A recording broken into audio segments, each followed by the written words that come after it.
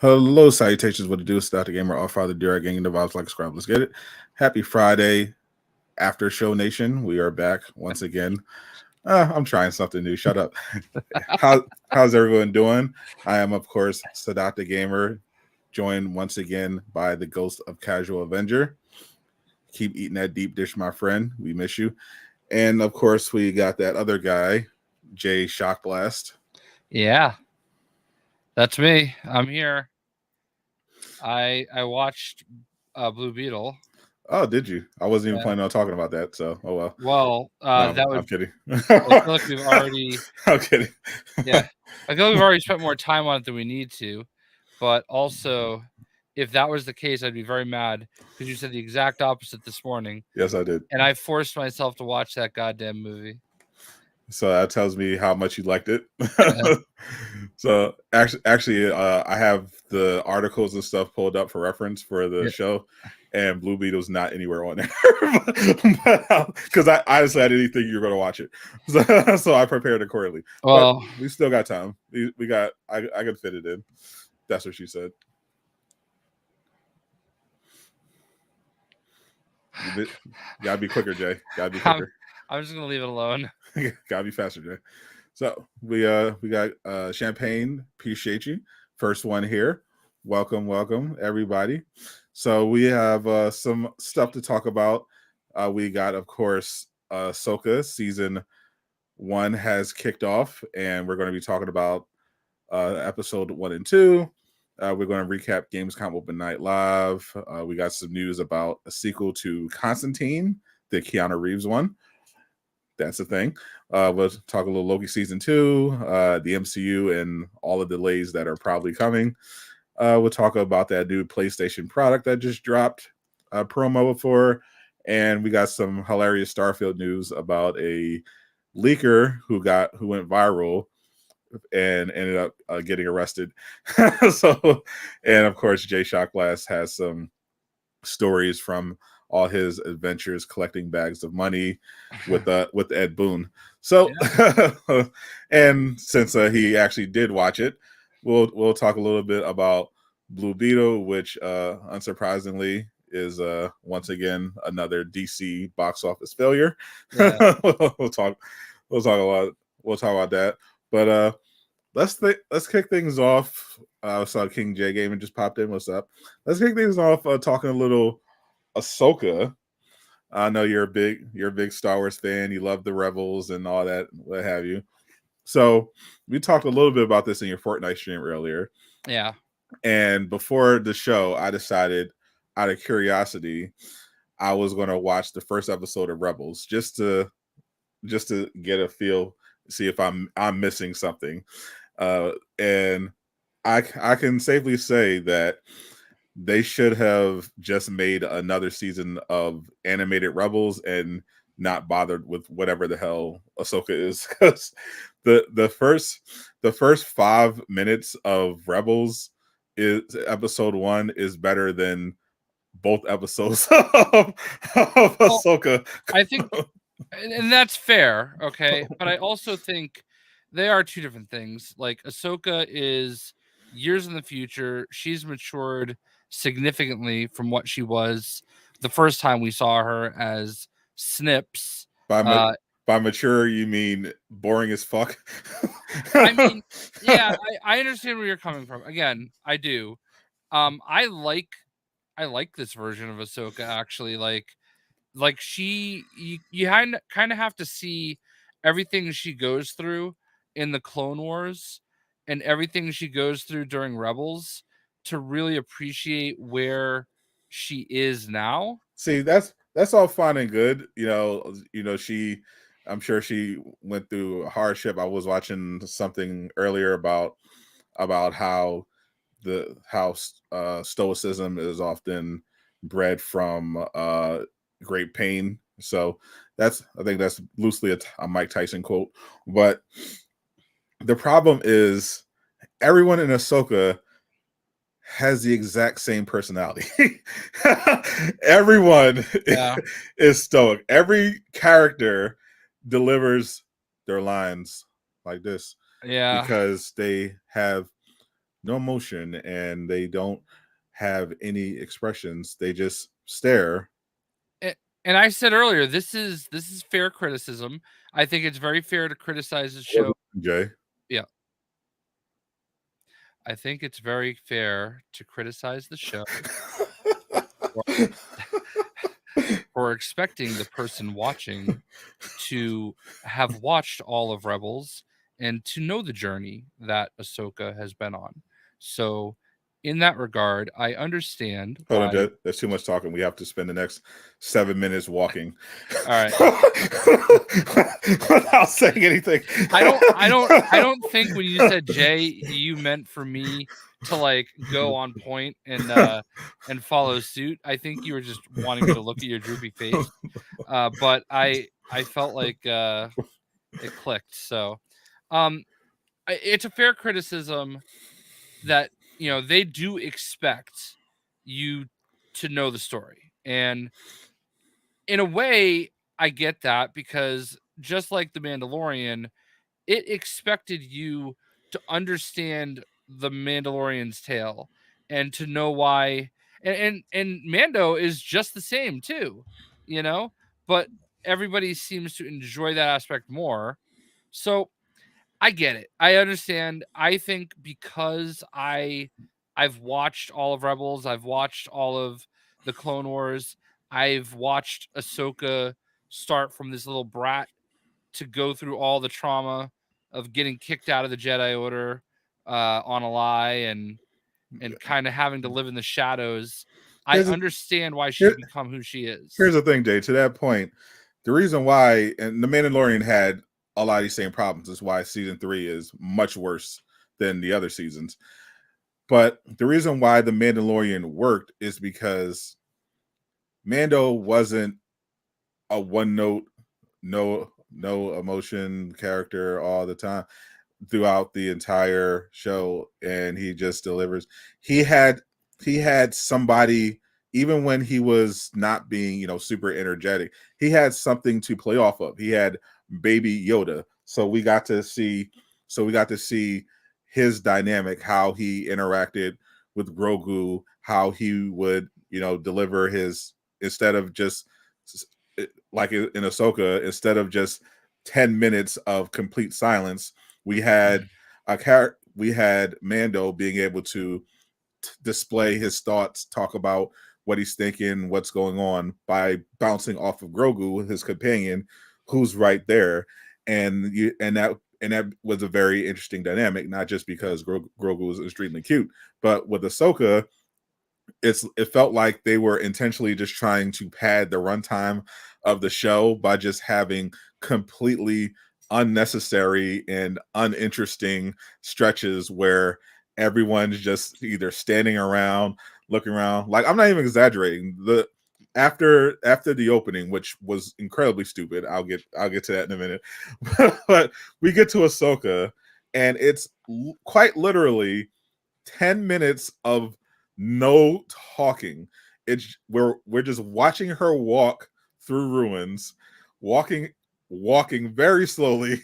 It's very, very slowly, crouching down, wiping away dirt. Then she does the one cool thing from the trailer to slice open a hole and drop down. And then she's looking, and looking and looking and more looking, and then she solves the easiest and stupidest puzzle I've ever seen, as if she's a genius. Oh, you just turn it and it dings for you. Oh, how complicated! And no talking the whole time. And they there's so many parts where they, if they had a competent editor, they could just be like, okay, we can cut this down. We don't the audience doesn't need to see all of this. Like, once it became clear that this puzzle was so easy a 10-year-old could figure it out, they should have just cut it after she solved the first one. Like, we didn't need to see her for the rest of the time slowly walk over to the next pillar, twist it, slowly walk over to the next pillar. But that's what we've gotten. But that's what we've gotten from every Disney Plus show, is stuff like that. That, it makes sense that it's there because, that's how it would happen. But also is there as a little bit of natural filler. I think this is a hard sell for people that just don't understand what's going on, and I think people like me are just going to be more accepting of it. And I don't think there's a wrong answer in that. That's the thing. We're not talking about something where, oh, I'm not familiar. You don't need to be familiar with Rebels or the Clone Wars to see a poorly paced and badly written scene. But when I look at it, I don't see the same thing, because I expect this from the character. I expect her to be very thoughtful. And no, it's not the problem is not that she's thoughtful. The problem is she's being thoughtful about something that's stupid and doesn't require any thought. It's not interesting to look at. It's an easy puzzle to solve. They didn't spend any time on it, and despite that, she's just methodically going through it. And this is something. There's no inner monologue. Like, it'd be one thing if she would. If this, like, it'd be much better if it was actually a complicated puzzle. But usually when you watch mystery or detective shows or anything like that, where you're trying to solve a puzzle, you either have more than one person there so they can bounce ideas off each other, or you have the main character, giving, talking out loud for the benefit of the audience to walk through their thought process to see how they get it done. Like, imagine if Sherlock Holmes walks into a room and he has to try to figure out this crime, and you just see him stand there for 7 minutes, not say anything, and then say, "Okay, arrest that guy." Like, that's not interesting. Yeah, but I just don't think they're the same character, though. Like, I expect this from Ahsoka. She's lived in isolation for so long. She's been by herself for so long. So, like, she doesn't talk to herself? I mean, she's a Jedi. She's very, like, centered, I guess.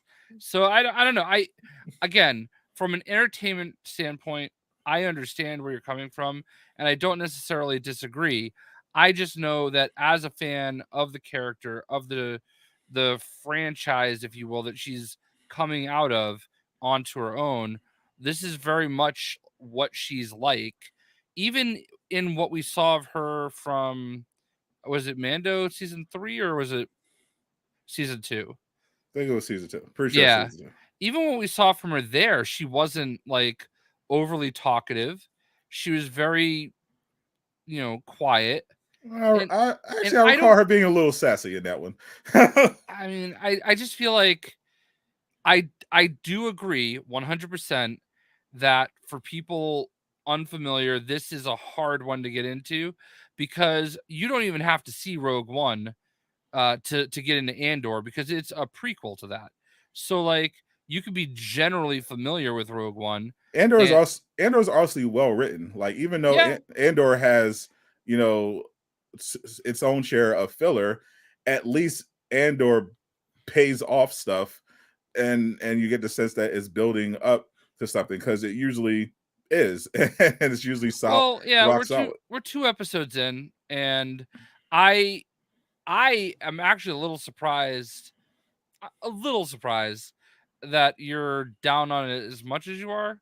But I also can see where you're coming from. I think I'm being fair with that. I was down initially. I just thought it was mid, and then I saw the first episode of Star Wars Rebels, and I was like, "What the hell is this, bro? This is dog shit." Well, Like, what did they do to the characters? Yeah, but like Rebels, you've got like 6 people there, like you've got a full squad. And this, you've got, Hera hasn't seen Sabine in so long, and neither of them have seen Ahsoka in so long. You have Hera, you have Sabine, you have Ahsoka, you have the droid Chopper. Yeah, and they're boring as fuck. Wait, how can you say Chopper is boring? He's the first droid I've ever understood what he was saying. His whole thing is that he's kind of a dick. Oh no. Hey, I wanted you to fly. Hey, I told you to stay close because I almost died. Well, I'm not your apprentice. Like, what does that have to do with anything? Yeah. You're just a dick for no reason. I feel bad watching Ray Stevenson because like I know how much this role meant to him, and he's not even here to see it, like I think he passed away like a month ago. And you're gonna probably say he's not that interesting either. Granted, yeah, I think now that you're mentioning it, I can see how these characters are all they're all a little too reserved. Like I don't know Hera that well. I saw her in the first. I watched the first 2 episodes, and I'm like, oh, she sounds exactly like Ahsoka, who also sounds exactly like Sabine. They all sound the same. And then I watched the first episode of Rebels, and she's a completely different person. The main thing is that they have distinct personalities. Right.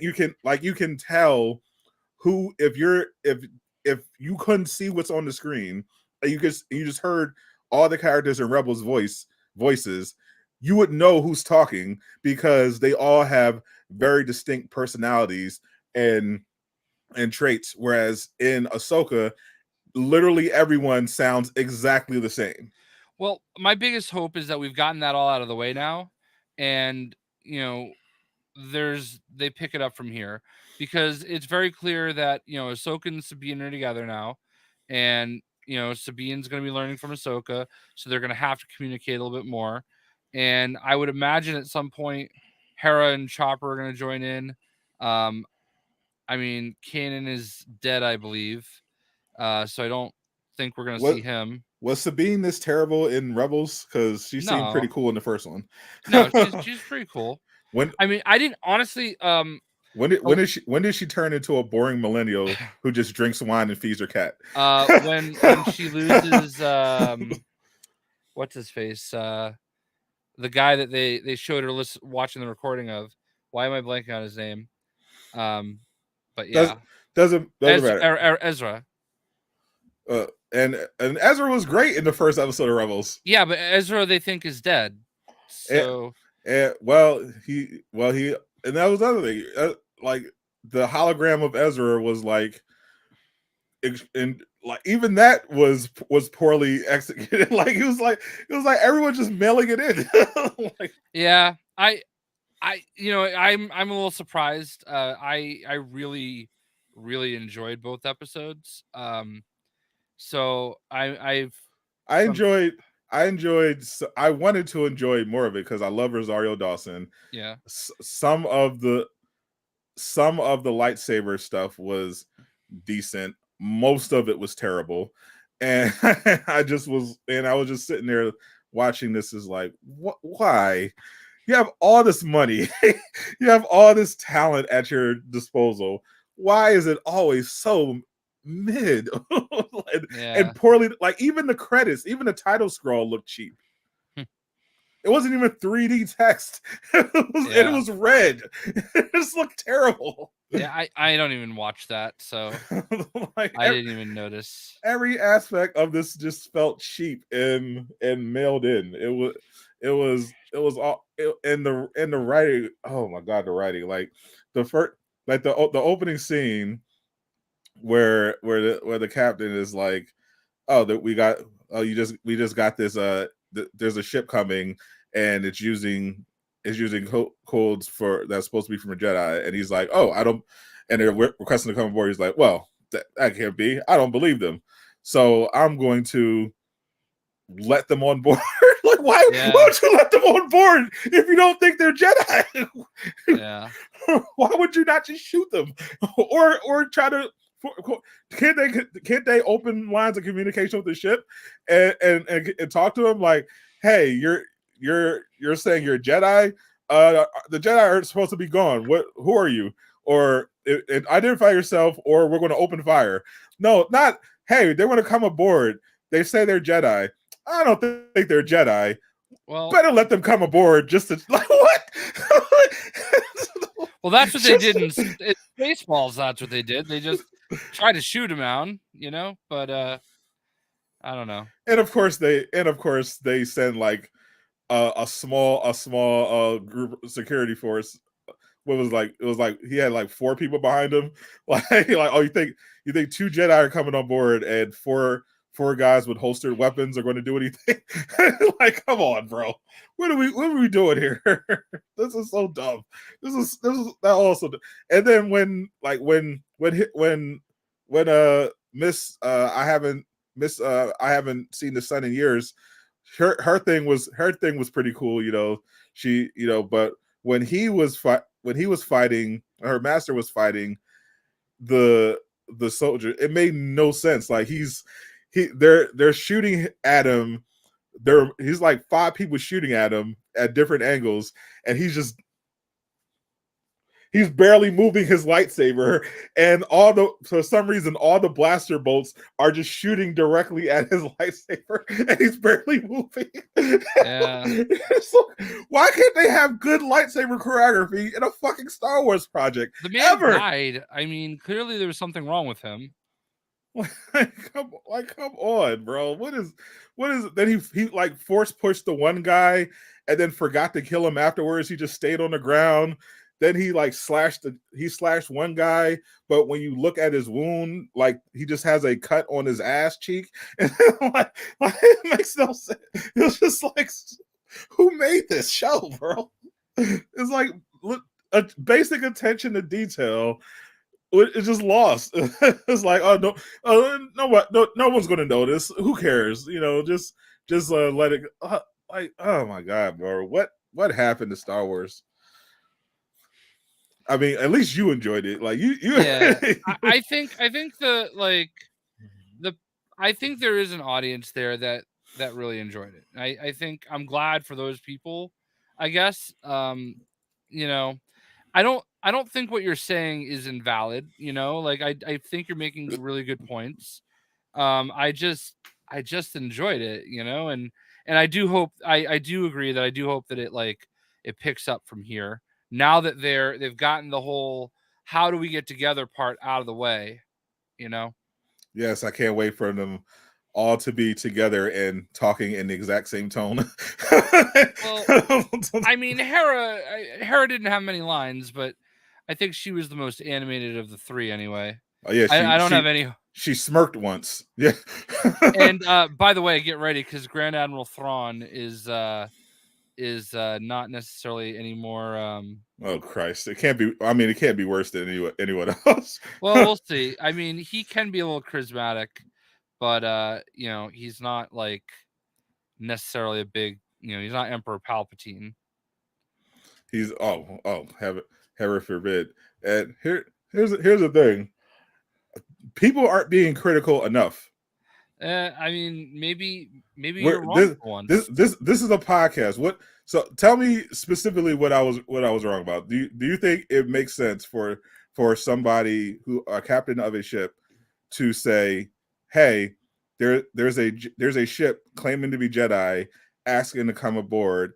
This is sus. I think they're probably Imperial. Let them aboard instead of shooting them out of the sky." Do you think that was logical? Yeah, I get it.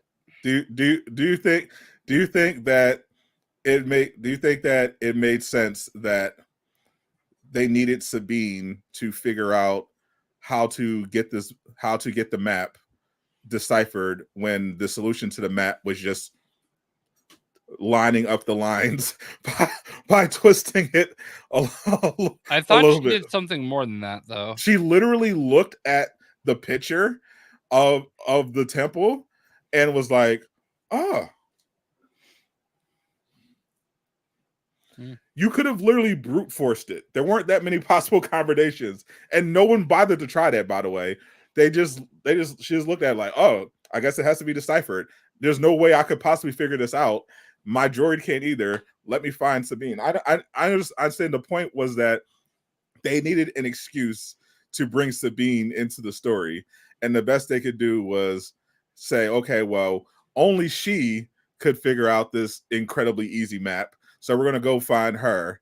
And then she didn't even bother to tell her. Like, first of all, it didn't even make any sense why Sabine even took the map off the ship. Yeah, they didn't actually. I mean, she stole it, so like. But she didn't have to. And also, Ahsoka didn't help herself either, because she didn't tell Sabine that, oh, by the way, people are trying to murder anyone over this map. That's why it needs to stay on this ship. Yeah. That would have been useful information, because when Ahsoka went to go find it, she got ambushed by some droids who also, for some reason, were programmed to self-destruct and set off a nuclear bomb when their job was to literally find the map. Well, if they were unsuccessful, I guess their job was to make sure nobody else got it. I guess I don't know. Nuke the map. Yeah, the that they needed to find. Because we've seen the droids be programmed to self-destruct plenty of times, especially that what ended up being the nurse droid in Mando season 1. You know, the IG-11 that shows up when he's trying to find Grogu for the first time. Yeah, that was quite an explosion. Well, yeah, I'm a little. I mean, I guess it was 4 of them. I don't know. Yeah, I mean, she took out. I think she destroyed at least 2, and the remaining ones were like, oh, well, time to blow up. Yeah. And you know that would have been pretty useful for that last assassin droid that for some reason was hanging out in Sabine's apartment, right, waiting for Ahsoka, even though Ahsoka should have had no reason to suspect it would still be there, despite the fact that she said she was expecting this, because she didn't give Sabine a chance to explain. She just left her in the hospital. But it was just. I think she was expecting it because of the way that Sabine explained how it started, how they stole the map, destroyed all her data, making it so that they didn't need Sabine or Ahsoka anymore, because they got everything that they needed, and they had no other way of catching up to them unless they happened to leave behind a droid that could be destroyed and had a major design flaw that allowed it to be tracked back to its manufacturer. Oh, you're so smart. You're so smart, Sadot. You know what also been useful for this assassin droid? Use your gun. It had to jump on Sabine. It's an assassin droid, had a gun on his back, and it gave her a hug instead of shooting it. I'm glad I can just turn my brain off in the back of the head. I do not envy you. It also didn't bother to shoot Ahsoka when she walked in the room or set off its self-destruct. You know, that would have been pretty useful. Hey, the map is. We got the map. There's nothing. There's not. I can't. My foot is broken, so I guess I can't escape. So I'm just going to hang out here and kill whoever is there. You know, it would have been great. Self-destruct. They showed it was very effective early on. How about as soon as Ahsoka walks into the apartment, you self-destruct? What could she have done? We already established how powerful those things are when they blow up. What was she going to do? What was the point in jumping out on it? What was the point in jumping on her back? Sadot only wanted 2 episodes of Ahsoka. So the robotic droid that obviously is not nearly as smart as Sadot the gamer You know, like he just not his day. You know, Not his day at all. He hugs his assassination target and gets shot with his own gun, and then he hangs out all day waiting for someone to pop up. And when they do, he doesn't shoot them again or blow up. And he leaves them right back. Are you concerned with how that affected him personally? I'm concerned with like it was boring. Are you sad that he was bored all day waiting and like? No, I'm concerned that they designed an assassin droid that can be traced back to the manufacturer. Have you watched Star Wars? It's like. Why is everything so stupid? It's not like not only did they track where they tracked him, but they just so happened to get there at the exact correct place in the exact 5-minute window they needed in order to prevent them from, while they were trying to steal the hyperdrive. Well, I mean, we could make that argument about so many different forms of media. Yeah, because they're bad. It's lazy. It's lazy writing. And I'm tired of it. All right, well, I enjoyed. Yes, because that's the thing. If you turn your brain off and you were a big fan of Rebels and Clone Wars, you'll probably be like Jay and have a good old time. But if you didn't watch Rebels and you're watching it as someone who has a weekly podcast where they do reviews, then you're probably going to find some issues. But I is my acknowledgement not enough? Like I'm not. No, like, it's not. You're so smart, Sadot. You're wicked smart, kid. I don't want your acknowledgement. I don't know what you want. I want your commitment. I committed to it. Like I just have a different opinion, and I agree with Billy. Maybe you're being a little too critical. Like turn your brain off just a little. You know we're supposed to be reviewing this, right? Why would I turn my brain off? That doesn't mean we have to review every second of it and like talk about how second 47 in minute 8 could have been just a little different if the lighting was off kilter, maybe a little bit more. I didn't even pick apart. Like I'm just picking apart major plot points. I didn't get into any major nitpicks about the lighting, which there were, but I don't care about that. I care about the actual stuff that has to do with the plot and the editing and the story and the characters. Listen, you know what's far more offensive to me? The fact that Ahsoka is in the season pass of Fortnite this season and went live today, and you can't even get her for 30 days. That's way more offensive to me. For 30 days? Oh no. Well, she could have been in the actual season pass and not the secret skin. I'll be honest, I don't care about Fortnite. Once those Jujutsu Kaisen skins hit, I stop caring. Yeah, well, that's the last I'll ever care about Fortnite. Listen, today was supposed to be the greatest day of my man Free Willy Rock's life. This is the number one skin he's been wanting in Fortnite since the game came out, and they did their first collaboration. And he had all his V-Bucks ready. He was going to buy through the season pass to get it. And then they denied him. They just apparently don't like money. Yeah, apparently. I mean, it is a dead game after all. Oh, apparently.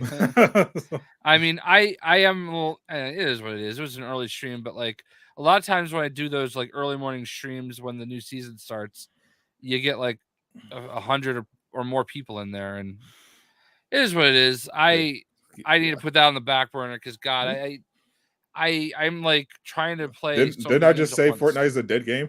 Why would you expect anyone to care about the new season? Well, because I don't think it's really actually a dead game. I mean, if you're not getting 100 views on a new season with the Ahsoka, I mean that has to be a sign of waning interest. Maybe for my channel, but that argument could just be made. But I mean, it's not like you're a dedicated Fortnite channel. Yeah, but I play it a lot. I used to play it way more. You I used play, to have every Friday night used to be Friday Night Fortnite. but you know how YouTube does. Like Yeah. the channels that I see who have like 200, 1,000 Fortnite viewers on a live are like channels that like cover Fortnite like every week. They make different videos about whatever you do in Fortnite, and and they also do live streams and stuff like that. Listen, I made the perfect Fortnite video at the perfect Fortnite time. That one time made like 20 grand off of it. I don't care. Or you could also just make the YouTube face and you would have instantly got like 500 people. Maybe, but like that's one of those things. Like they're just things that I'm stubborn and whatever. I just don't like doing it. You're just like Sabine. You're stubborn. You don't follow directions. I guess so. Like I'm trying to do as much as I can. Whenever I tell Jay not to take maps off ships, he just immediately does it and gets it lost. That's how I do it. And destroyed all his backups. Why don't they have? How do they have light speed travel in Star Wars, but they don't have cloud backup? Why is that? One of life's mysteries. How do they not have the cloud? We have the cloud. They can travel across the galaxy. They have lightsabers. They have actual magic. And but if you destroy their tablet, if you just crack a hammer on their tablet, all their data is gone forever. Well, as you know, if you read the crawl, this is a long time ago in a galaxy far, far away. So, a long time ago with technology thousands of years ahead of ours, but they don't have cloud storage. These are the questions I don't ask. It's just you just smile and nod. Swallow. Yep, that's just me being too critical. Oh, that's me thinking too much instead of just accept it as it is. Oh yeah, it makes perfect sense that all these massively technologically advanced species don't have cloud storage.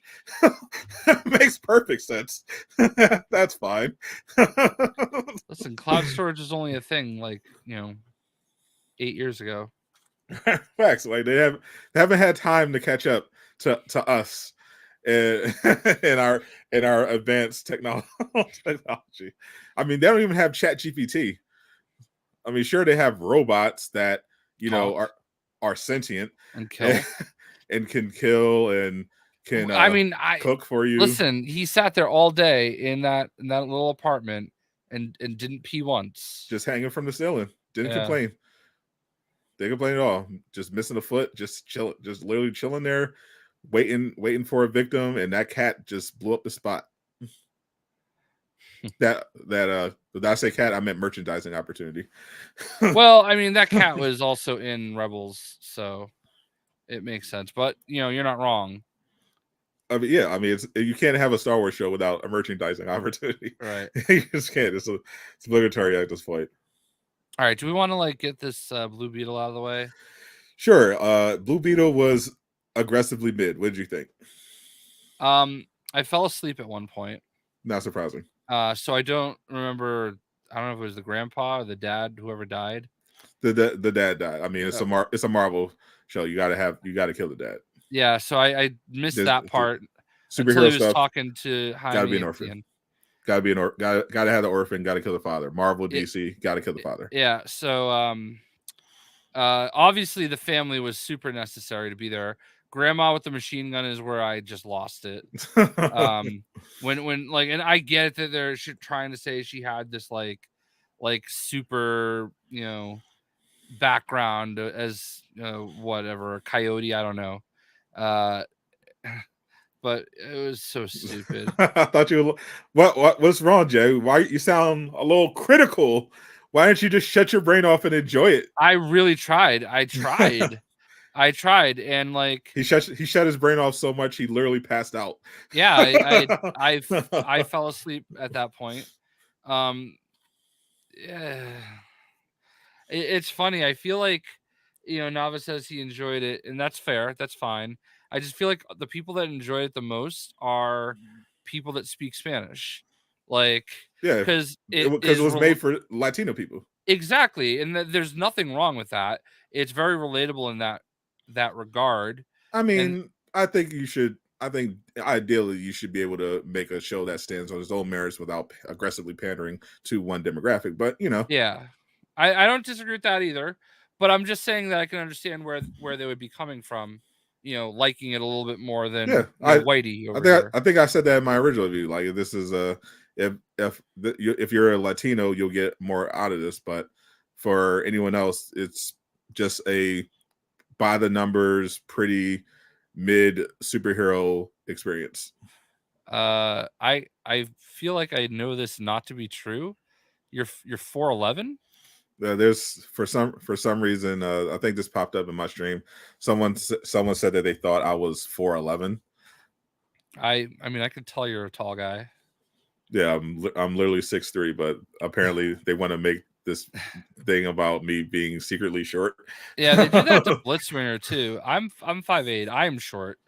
But like they do this to Blitzwinger all the time. They like tell him that he's short, and like one day they wanted because they know that I've met him, and they wanted me to be in on the joke, and I ruined their lives. I was like, nah, man, he's at least 6'2". Like he's way taller than me. Yeah. Like No, yeah, they he's hate just to want break it to you, he's not small. He's not short. they just want streamers to be small, or apparently Yeah, I don't know, but I mean, even like the action parts were like, Yeah, I mean you like especially when he was told I can make any weapon. Ooh, I'm gonna make a bigger sword. like has he never watched? Do they not have comic book movies yeah, in their I don't know. universe? It was just I wanted to like it a lot because I like Blue Beetle. I think Blue Beetle is pretty cool. I didn't understand fuck, who it was the uncle. Who was that? That was George Lopez. George Lopez. Yeah, like what's his deal? Okay, like how does he just get in this thing and just know everything? Yeah, well, because they needed some kind of he's a superhero, so he's got to have the man in the chair, except the man in the chair is the actual suit. But they because they wanted the family to be involved, they had to give the uncle something to do. So they decided to make him a secret super tech genius who can develop advanced technology capable of bringing down the security systems of a multinational corporation that can fit on his pickup truck. Yeah, that did not. I didn't understand that one either.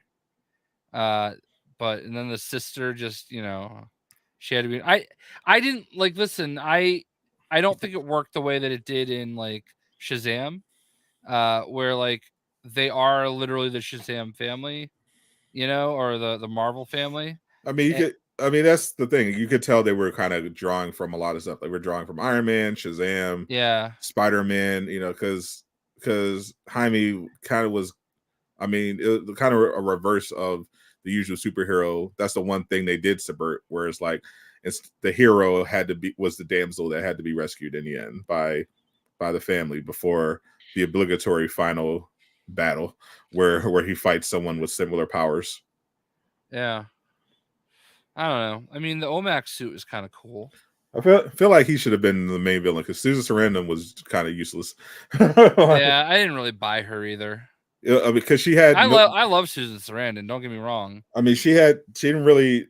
There was really no depth to her character. She was just like a pretty bland evil villain, and it was just It felt like a Batman Forever era superhero movie. yeah, and the dude was just like turned on her in the end because he realized he was Latino too. It was just like, come on, bro.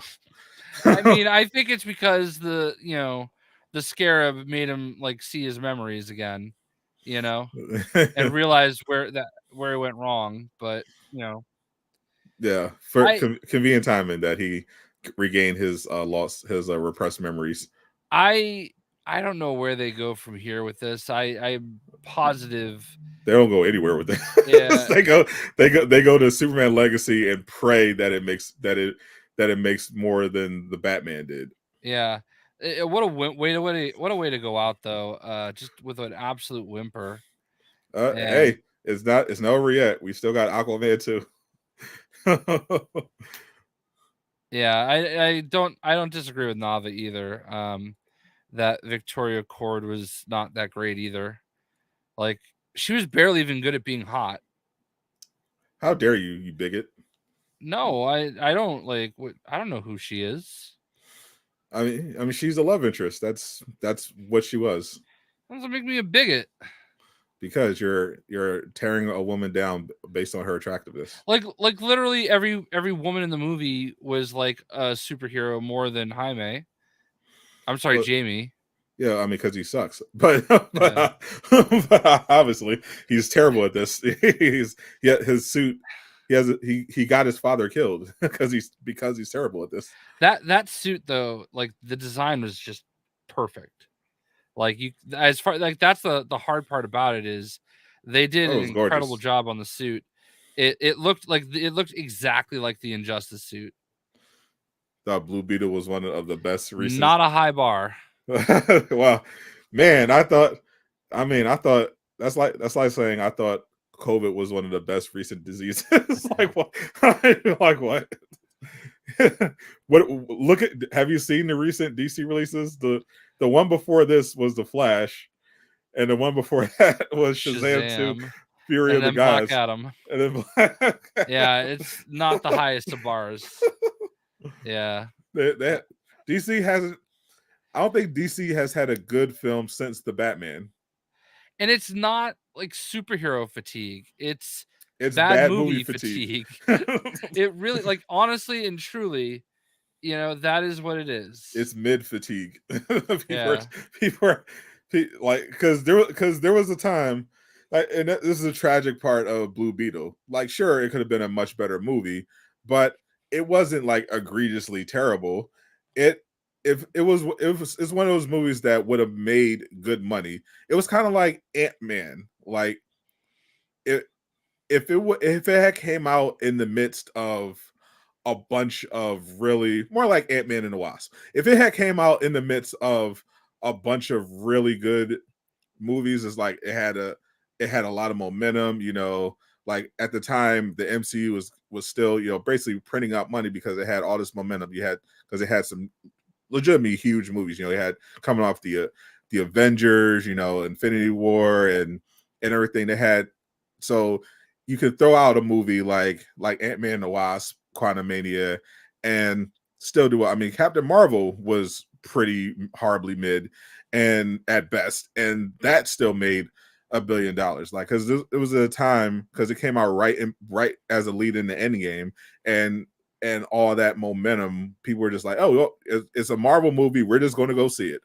But DC never even got to that point because they've struggled to do anything beyond make a Batman related movie do well. Like everything else they've done has been a disappointment in one way or another. So they never had that momentum to rely on. So Blue Beetle doing that as poorly as it's done makes sense. Like if their previous movies were good and had had made a lot of money, like if The Flash had been a $2 billion movie, Blue Beetle would be at least at like $400 million by now.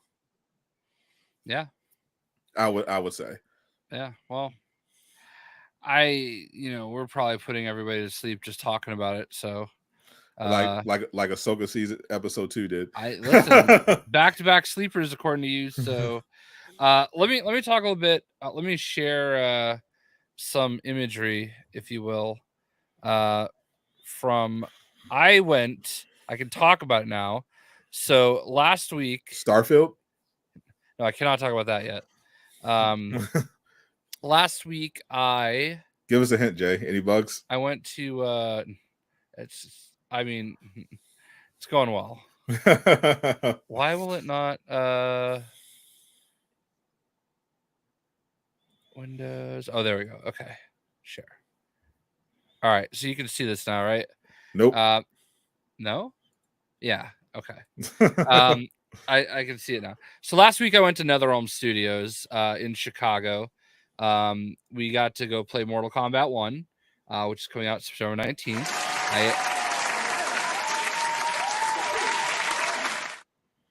To tell everyone that I was provided travel accommodations. This was all paid for by WB Games. So here we are. This is me at NetherRealm Studios lobby. This is the lobby where they make Mortal Kombat. Does that take quarters, or can you just play it for free? That's one of those arcade 1-up, so it's free. Ooh. So this was in their lobby. They had the trailers kind of running nonstop. These are some of the statues they had. I love this. It's got dope. It's a nice DC poster. versus Mortal Kombat. This is the actual Goro head from the original movie. No shit. That is the animatronics head from the original movie, right there. That's impressive. Mortal Kombat 3 plaque. This is the collector's edition for Mortal Kombat 1. It is phenomenal. It looks so much better in person. The pictures do not do it justice. You get the 3 prints, the steelbook, and the Liu Kang statue. There is also this is that doesn't come with the collector's edition. No, this does not. This is actually Raiden's suit from the first video game when they recorded everything. More importantly, that is Wonder Woman 1984 poster. Yeah, they in their kitchen they had a bunch of boxes of Guardians of the Galaxy cereal. Nice. Yeah, their kitchen was dope. They serve lunch and everything for everybody there. I would expect so. Yeah, lots of drinks. This is a cool print they had done that has every Mortal Kombat character ever in it. Ooh. A huge scorpion statue in Goro's lair. That's Goro's lair. Goro's lair is where they have a bunch of their arcades from when they were Midway. They also have Asteroid. It's a gold arcade cabinet. It's the only one ever made. A golden Asteroid arcade cab. This is unrelated, but it was actually pretty funny. It looked like I'm looking down at the UI for StreamYard, and you had the picture of yourself, so it looked like that you and yourself were a guest on on the show. Yeah, cool Kung Lao. This is the audio room. I have some videos I can show you. I thought this was sick. Combat Mortal with Bruce Lee. Don't do that. El Tigre. Don't do that. That's racist. Somehow. So, all right. So this is sick right here. Okay, that we actually got to watch them do motion capture, and through us all talking and kind of listening to what they were talking about, we think that this is for Omni-Man. Omni-Man confirmed. So this Kung Lao statue they had. This is the rig they use to do facial capture. There are 200 cameras. What the hell? Okay. You have to crawl into there. The front part lifts up. You crawl in and you sit there. Do they roll you down the hall? No, you just sit there and they take the pictures from every little angle. That's crazy. Yeah. So that was pretty cool. That was one of their conference rooms. Did they face scan you in? No, I wish. This is one of their conference rooms. This is the stairs up to where they do combat cast. That is their sector elevator. Ooh. Cool Sub-Zero, or I'm sorry, a Scorpion. Motaro. I think that's actually the animation, the claymation they did from the game. All sorts of props from the original Mortal Kombat movies. Wow, so that one guy, don't show that one guy on Twitter this. He thinks you're a loser who's done nothing in your life.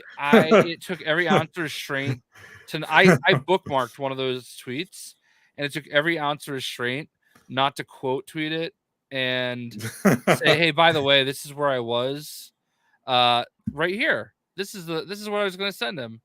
This is where I was. Ed Boon's office. Yeah, so that would have been quite a flex. Yeah, but I decided not to be petty. This is actually guy. Yeah, this is actually a look at Uncaged Games closet. That makes sense. He has literally every single thing here, I think. This is all of their games on all sorts of different platforms, Wow. which is kind of cool when you look at it, you know? Yeah, that's decades of work. Even that Injustice Vita from Japan with a completely different cover. Very good cover though. Yeah, 30th anniversary poster they had up. Shaolin Monks. Lady Girl. Yeah. This pretty sick Injustice poster. Sick world title. An actual 1 million subscriber YouTube plaque. That was kind of cool. I never seen that in person. Can't wait to get one of those. Seriously. A lot of their collector's edition stuff. And then another good shot of the statue, a good shot of the steelbook. It's a really cool statue, but the color is throwing me off. The lack of Liu Kang's color. That's just the style of the company that makes it. They made the Mortal Kombat X statue as well, and this is the station I actually played at. And these are the pins they gave me. Did you play against any of the staff? I did. I played against Tyler Lansdowne. I was begging to play Ed Boon. I asked, and we had 10 minutes left, and I hit up Jordan, one of the PR guys. I'm like, all right, how's it looking? He's like, dude, I don't even know where Ed Boon is, because he was just doing lots of interviews and stuff. Busy man does not have time to beat you in Mortal Kombat. Yeah, so and obviously travel and early access provided by WB. Did you lose? Oh, I got smoked. Did they use smoke? No, not available at that point. I can also show you real quick. Let's do this one. Open. All right, hold on. Yes, pun very much intended, Casual Avenger. My puns are always intentional. All right. Share screen. Windows. All right. So, and this was the actual mocap. Ooh. It's a little clunky because it's a .mov file. So, hey, I know that guy. Yeah. Yeah. I know that guy too. Lots of familiar faces, but it was actually really interesting to see this. It looks way choppier on your end than it does mine. I can still see Caboose very clearly. Yeah. But yeah, anyway. That was what kind of camera was Caboose using? I don't even know. Come on, Jay. We need you to have all these details. Yeah. The people want to know. Yeah, it was looking bad because it's a Apple video file on a Windows PC, and I don't have the right codecs. Skill issue. No, I just need to buy find the codecs. That reminds me, I have to get a skill issue added to the audio somehow. Maybe I might have to record it myself. We ended up having so for lunch they served us lunch. It was actually a very nice spread. Some Italian pastas and sausage, shrimp, meatballs, chicken, salads. It was a nice little buffet spread. That sounds nice. That sounds. Yeah. What kind of shit was it? Just fit in with the pasta, or was it separate fried? Was it tempura shrimp? No, it was grilled shrimp, and it fit with the pasta because they had an Alfredo. They had all the pasta plain, and then you could put your own meat sauce on it, or you could put Alfredo sauce on it. Mm-hmm. I actually did everything with Alfredo sauce. Delightful. Anyway, so I had lunch. It was with Uncaged, Caboose, not very good. It was one of those streamers, and was Max there? Max and Unruly were there, but they were there were two sessions, they were in a different session. There's actually three of them from his group there. They were in the cool kid section. Well, they went in the first session. We went in the second. So they were the cooler kids. I guess probably. I mean, it's hard to argue that Maximilian is cooler than me. Like, it's not hard, I should say. I think is it? It's not hard at all. It's soft. It's soft. Max is super awesome though. Like, it's we talked a few times and everything, but anyway, I'll let him know if I ever talk to him. I'll let him know you're not hard for him. So when one of the guys that works for NetherRealm, he's been there for 20 years, his name is Rigo. He was walking by looking for a place to sit. So Caboose and Uncaged know him a lot better, and they're like, "Oh, we'll make room. Come sit with us." So he ended up having lunch with us, and he was just telling us so many awesome stories from 20 years of being at NetherRealm. Some of the ones I found the most fascinating was licensing stuff. So like they had the Terminator in Mortal Kombat, but they couldn't use Skynet because apparently like the rights for Terminator are like more confusing than Spider-Man or the recent Terminator films. Yeah, so basically they had to use Legion, and they couldn't reference Skynet at all. One of the other ones he mentioned was that they had Alien and Predator in the same Mortal Kombat game, but they were not allowed to use them in any form of promotional video in the scene at the same time. Licensing is stupid. Yeah, so it was like all sorts of stuff like that. He's talking about like some of the stuff for this game, or actually like Stallone. He actually went out to Stallone's house. Yeah. That's my Stallone. They went out to Stallone's house in LA to do the recording for his stuff in Mortal Kombat 11. And he's like, yeah, so we show up and his daughter answers the door and he's still in bed, and they like roll him out to us, and he's like, oh, what's this? Oh yeah, looks like me. It's terrible. That's yeah. me. That's me. Yeah, so he came out like totally like out of it, but then like the mics went on, and it was like total professional, nailed it. And they're talking about some of the stuff they got going on with this game, like Jean-Claude Van Damme recorded his stuff in Hong Kong for some reason. Because he's a badass, obviously. Yeah, they haven't started Homelander because he's last, but the scan, like they did the scan in that little like quick trailer they had, that actually came from Amazon. Like that was like a digital rendering of Anthony Starr in the suit that Amazon had. And it was the same thing for John Cena. He did his facial stuff in LA, I believe they said. Facial stuff. Yeah, like his facial renderings.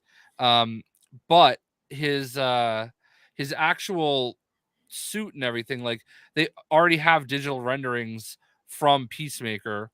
Like I guess they like scan him in and everything for that, and they already have everything. Yeah, because they're about to replace all the actors with AI. So yeah, you gotta have scans of them.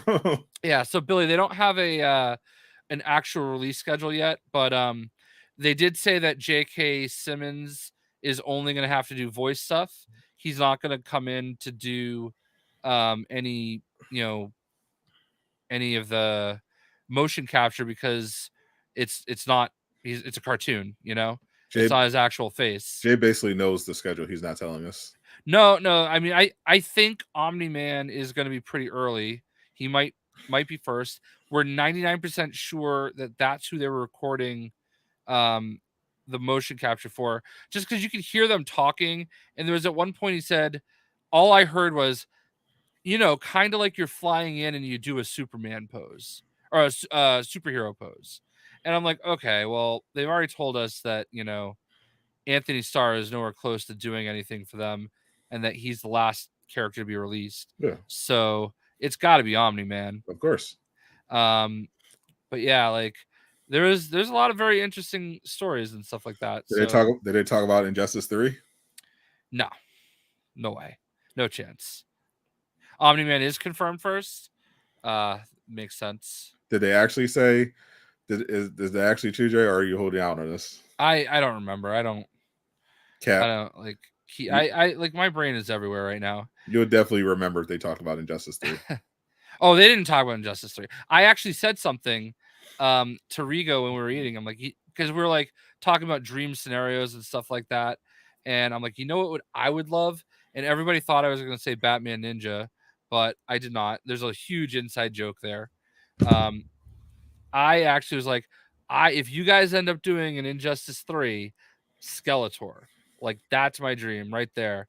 And he kind of just smirked a little bit and was like, yeah, I don't know about that. So, you know, I mean, licensing on that's probably a nightmare.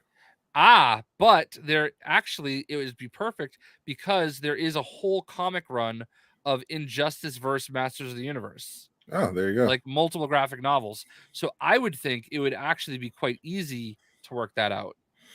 So pretty much Jayshockblast just confirmed Injustice 3. I hope so.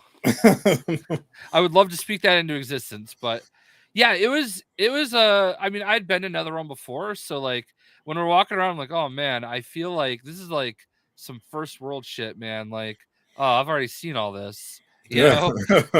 Like, oh, that's where I got my first bag of money in that corner. Yeah. Well, I mean, it is an Mortal Kombat bag that I showed you. Oh, that deserves. I've never made $1 from WB. That deserves a round of applause. No. But I did appreciate. I really appreciated they let us fly out a day early, and I paid for my wife's flight and an extra night hotel. And well, she paid, we paid, whatever. I actually pulled a Jayshockblast recently. I got myself a sponsorship opportunity. Nice. Related to video games. Nice. Love to hear it. Yep, got a nice little bag of money. Ooh, nice. That just reminded me because Free Willy is here. I had to send an invoice to somebody, and in my Discord IMs, that person was right next to Willy, and I sent him the invoice. You sent Willy the invoice, and all he does is respond W, and I'm looking at it. I'm like, oh shit, and I delete it. I'm like, well, you already saw it, but whatever. So classic boomer. Yeah, it was a very, very boomery. Yeah, that was kind of weird. Yeah, but, so Free Willy knows how many racks you get. It's not that impressive. To you, I'm sure. Yeah, I'm sure. You know, but yeah, man, 6 zeros, 7 zeros. It starts bleeding together. There's 2 combat packs for Mortal Kombat 1. We already have all 6 characters confirmed with a K. You know, obviously Omni-Man, Homelander, and Peacemaker. Confirmed with 3 Ks. Well, I mean, maybe his dad, but $1 billion, yeah. There's also Quan Chi, Shao Kahn, and I want to say Kenshi. What is that voice? I don't know. I forgot who the last person is. Hold on. Mortal Kombat 1 DLC. We got to add that to the sound bank. Ermac and Takeda. Yeah. So there you go. So Omni-Man, Homelander, Peacemaker, Ermac, Quan Chi, Takeda, not Shao Kahn. Sorry, General Shao. We saw the other day at Gamescom. Shout out to the General. Yeah. So while we were there, I got to record the first chapter of the game, which you play as Kung Lao. Really, really cool. The story is very different. It's been very interesting watching like old school Mortal Kombat fans try to wrap their head around everything, like Scorpion and Sub-Zero walking into a bar together, literally. Restaurant. Nice. It's nice that they're dating. Yeah, I think they're actually supposed to be brothers in this. But we also got to play the brand new game mode called Invasion, and it's kind of replacing the Crypt. And Invasion is super cool. I've seen people complaining about, oh, it's just boring. It's just more matches. But it's like, what was the Crypt? The Crypt, you just ran around and like open chests. And every once in a while something would happen. At least in this, you're getting some extra matches, some extra challenges, you're unlocking things, you're getting extra story. We got to run around Johnny Cage's house and got to fight pretty much everybody that's been announced so far. So premium edition, yes, you get both packs. You get the steelbook, or if you get the premium edition, you get everything. I think the only thing you don't get is the Fire God Liu Kang skin that comes with the collector's edition. Okay. So. Well, I don't think I'm still not a fighting game guy. I'm still getting used to the Mortal Kombat style of system, so probably not playing it day one unless I get a code. Well, I mean, so that is a good question. I didn't get to see you play because I was traveling. I don't know if you streamed it at all. I streamed it on Twitch. Wait, I did jump into your stream briefly. You were there. Yeah, you're right. But like that honestly, that weekend is a blur because I ended up going to I travel nightmare coming home that Friday, which is why the show was a little late last week. And then Saturday just recovering. And then Sunday, my brother and I got up at 3 a.m. and drove to New York City for Pokemon Go Fest, where we walked like 500 miles. It was pretty cool. I'm not gonna lie. It's just people everywhere enjoying a day at the park, walking back and forth, playing Pokemon. Well, you probably would have done better there than going to Fan Expo Canada, because that ended up being a bit of a bust. Yeah. For Spider-Man fans. Yeah. Well, I don't know why anybody expected anything. Well, it's it's Gamescom week, and people are expecting some new Spider-Man announcements, especially Game for it. Felt everything got pushed. Like Game Informer usually does their cover reveals no later than the 25th. And are they going to delay the game? Not I mean, in the Middle East, yeah, but everywhere else probably not. But Game Informer pushed their cover reveal announcement to next week, and then of course Spider-Man 2 didn't show up at Gamescom, and then people were like, "Oh well, Fan Expo Canada is going to have." I got a sweet pin, by the way. And the Spider-Man 2 panel the Spider-Man 2 booth ended up being cool, but it's just a booth with the statues from Comic-Con. They brought that over, and they were displaying the custom system and controller. That's pretty much it. The most interesting part was supposed to be a panel from Najee Jeter, because Najee Jeter is famous on his panels for saying things he shouldn't say. So I think that's why people were expecting news, because whether or not they dropped a trailer or anything, we were going to get something from Najee. But unfortunately, we found out Najee is sick. So, hopefully he gets well soon, but he's going to miss the entire Fan Expo Canada now. So he was originally supposed to be there all 4 days. He was going to be signing autographs, taking photos. Then he was going to host his own panel, which was supposed to be today. But we just got the announcement he's sick and is going to miss the entire weekend. So get well soon, Mr. Najee Jeter. We love your work. We love you. Hope you feel better soon. So Spider-Man fans, I guess you're just going to have to wait. Yeah, man, speaking about getting sick, man, everybody's got to take things seriously, because I know you don't really follow wrestling, but yesterday was like pretty tragic. We lost Bray Wyatt, Wyndham Rotunda, 36 years old, had a heart attack caused by COVID-related complications that he had. And he literally 7 months ago, that guy was like sitting 15 feet in front of me. And That's tough.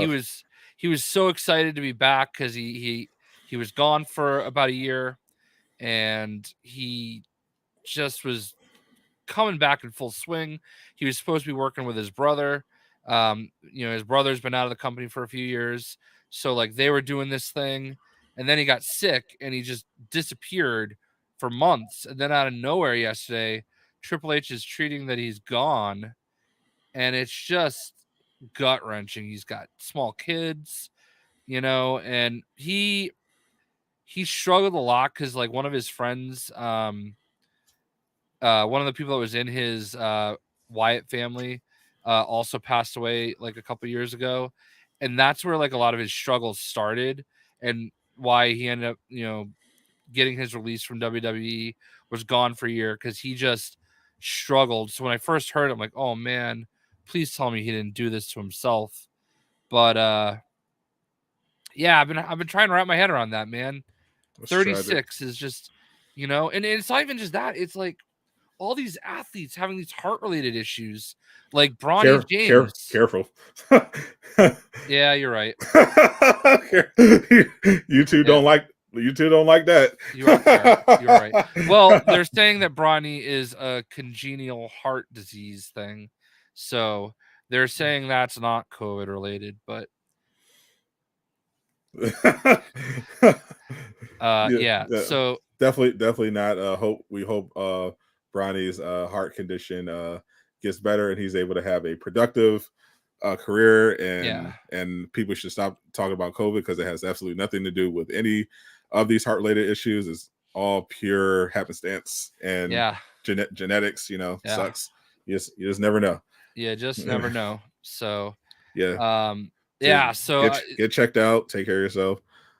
Hold on. I have a rare opportunity to dunk on Casual Avenger because he's back on YouTube, but he's lost a step.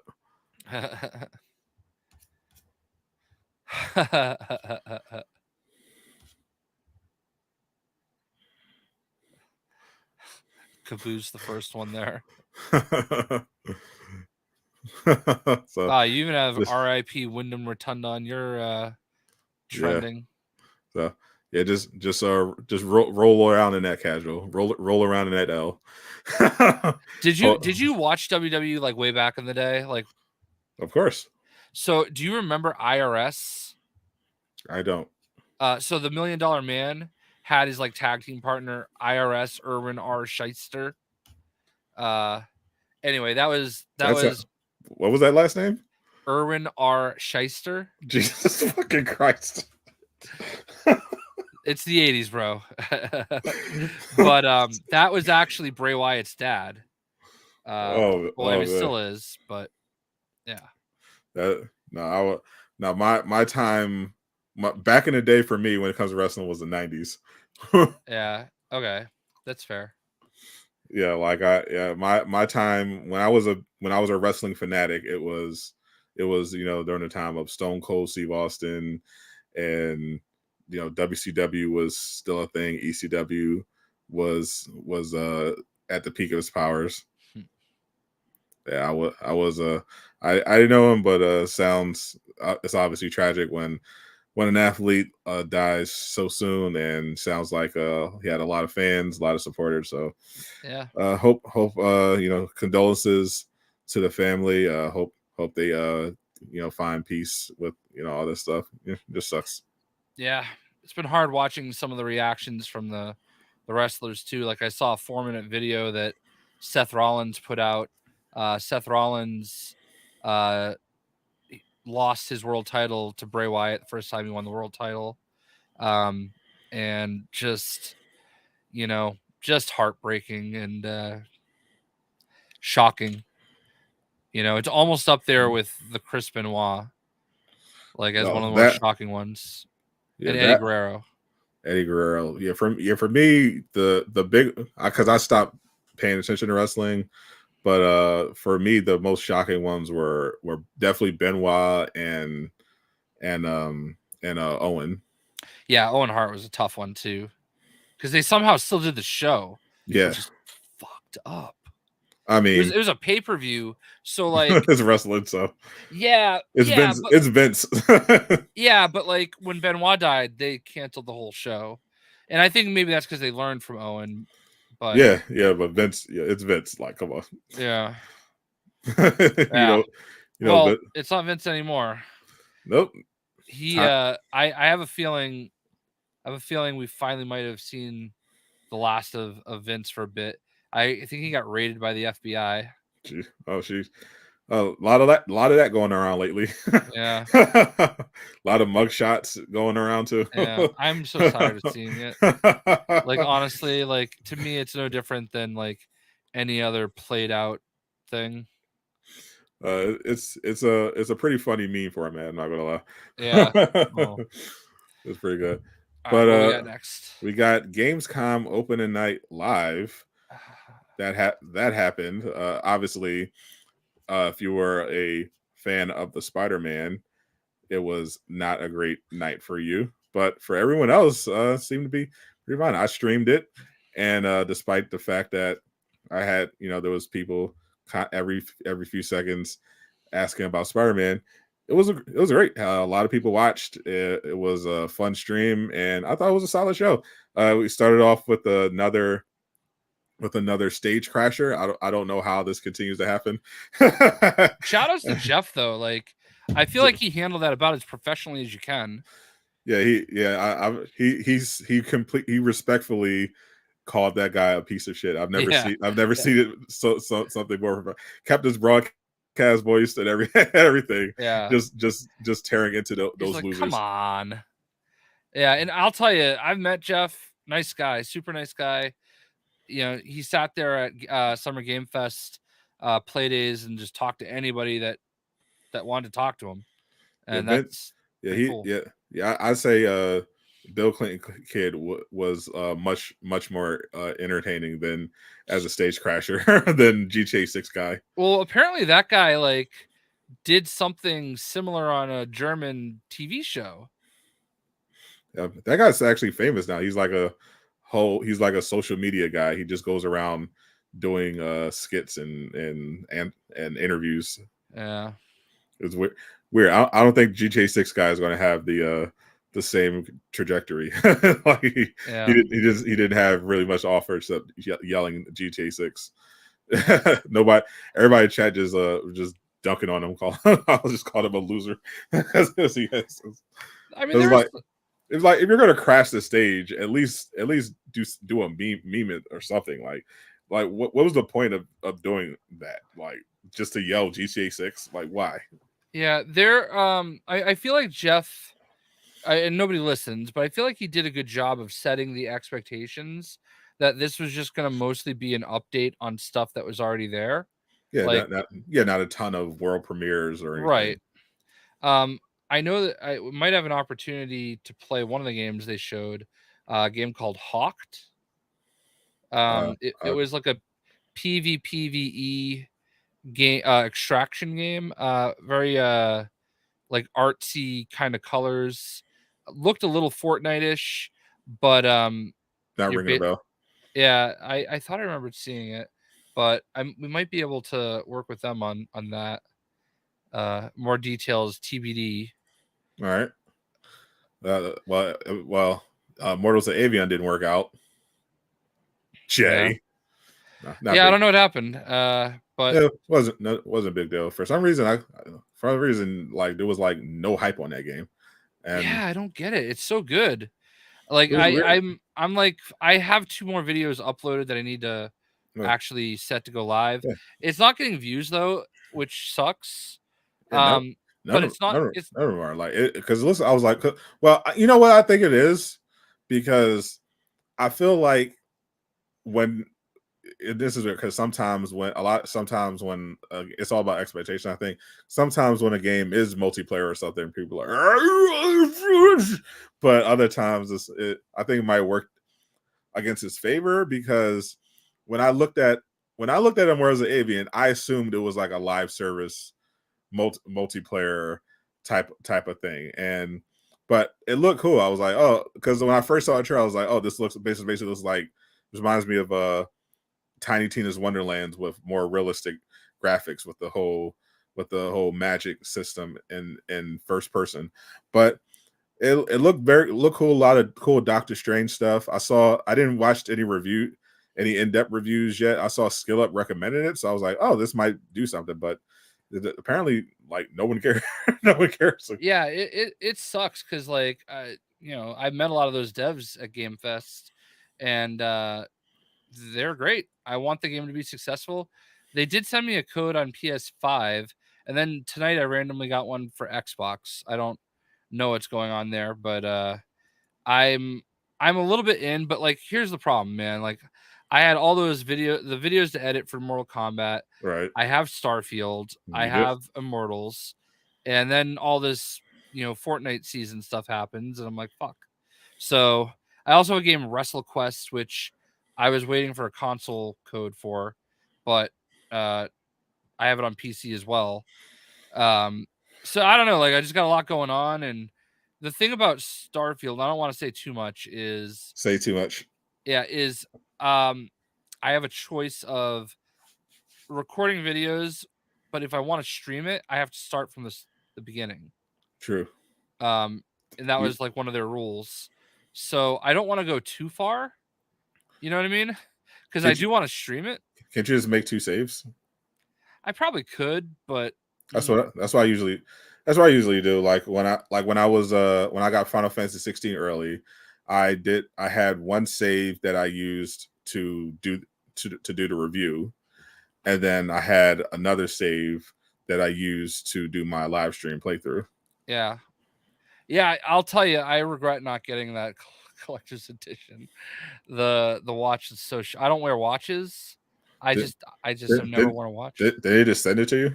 They're sending me something else. Your Jayshockblast just say, "Hey, can I get the collector's edition?" I don't know. I'm weird like that. Like, I don't ask for things. If they want to send me something, they'll let me know. I mean, well, I guess it's too late now, but you could have got your collector's edition from that dude who got arrested. This is I didn't hear about this. Darren Harris. So Darren Harris, we'll just briefly go in that because it's tangentially related to Starfield, was at Gamescom. Yeah. But I saw this first on Reddit Game Leaks, because there's just been Starfield leaks dropping every day. Yeah. So basically, this guy, he he posted a review of Starfield that he obviously got early and wasn't supposed to, but people started memeing it because he was like, "Oh, he said, Todd, no offense, man, that's a good game." For some, and that just became a meme. But apparently he linked to his Macari account, where he's like selling a bunch of stuff, like a 50-pack of Just Dance 2022 and a 60-pack of Ghost of Tsushima. So, and a bunch of Starfield individual copies and the Constellar edition. Right. So if you haven't guessed, he worked in a warehouse. So you can put 2 and 2 together. So apparently this gentleman made himself a lucrative career in allegedly stealing things from his warehouse job and reselling them in bulk. And he made the mistake of wanting internet clout on top of that. Listen, everybody knows you don't want internet clout with your side hustle. You do not, especially if you're stealing. This is particularly dumb because he linked to his Macari account with clearly stolen merchandise in his Starfield review, which obviously should have been illegal because they could just take it down. Like, technically, if you get it early and you didn't steal it, they obviously YouTube can take your stuff down, because if they want to, they can say, "Oh, that's copyrighted. You're not supposed to have that up." But they can't do anything to you personally because, assuming you got it on the up and up, but right. It's on the retailer. But since obviously it's different if you were sent a review code or whatever, because then you're breaking your NDA and your terms. But apparently somebody had a theory that this guy may have been like, because warehouses can be pretty hectic if you're like dealing with like a big store.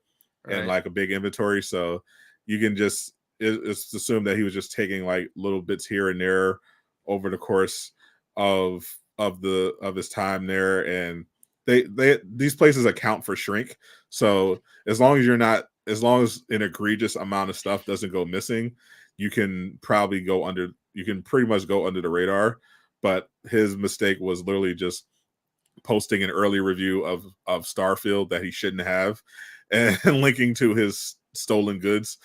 He also got busted. They also charged him on top of the the felony theft for marijuana possession, which I think should be thrown out, because why are we still doing that in Right. 2023? Yeah. It's absolutely ridiculous. Thanks, Obama. I don't disagree with that, but it's funny because like I know that like my brother worked at Walmart back in the day, and he was giving someone a ride home, and they're like, "Hey, do you want Batman Arkham Asylum?" He's like, "I grabbed a few copies," and that is how I beat Batman Arkham Asylum like a week before it came out. Yeah. I used to work at Borders before they went under, and I worked partially in inventory. And yeah, when you work in warehouse, it's actually, I worked in a Target warehouse too. It's super easy to steal shit if you want Yeah. to. Well, when Circuit City was going out of business, my brother was working there, and Yeah. like everybody that was working there just did not care anymore, and they were just walking out with everything.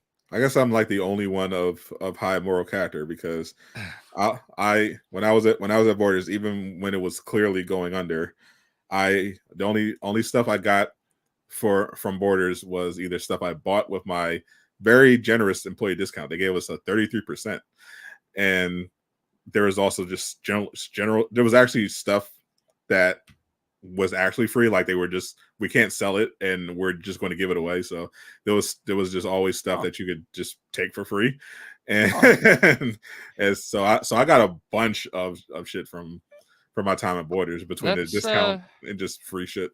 That's quite surprising considering you're tall. Yeah, for it's surprising that That wasn't really the joke. I'm sure you got the joke. 4'11". Anyway, yeah. It was pretty tough working in a warehouse as a 4'11" man.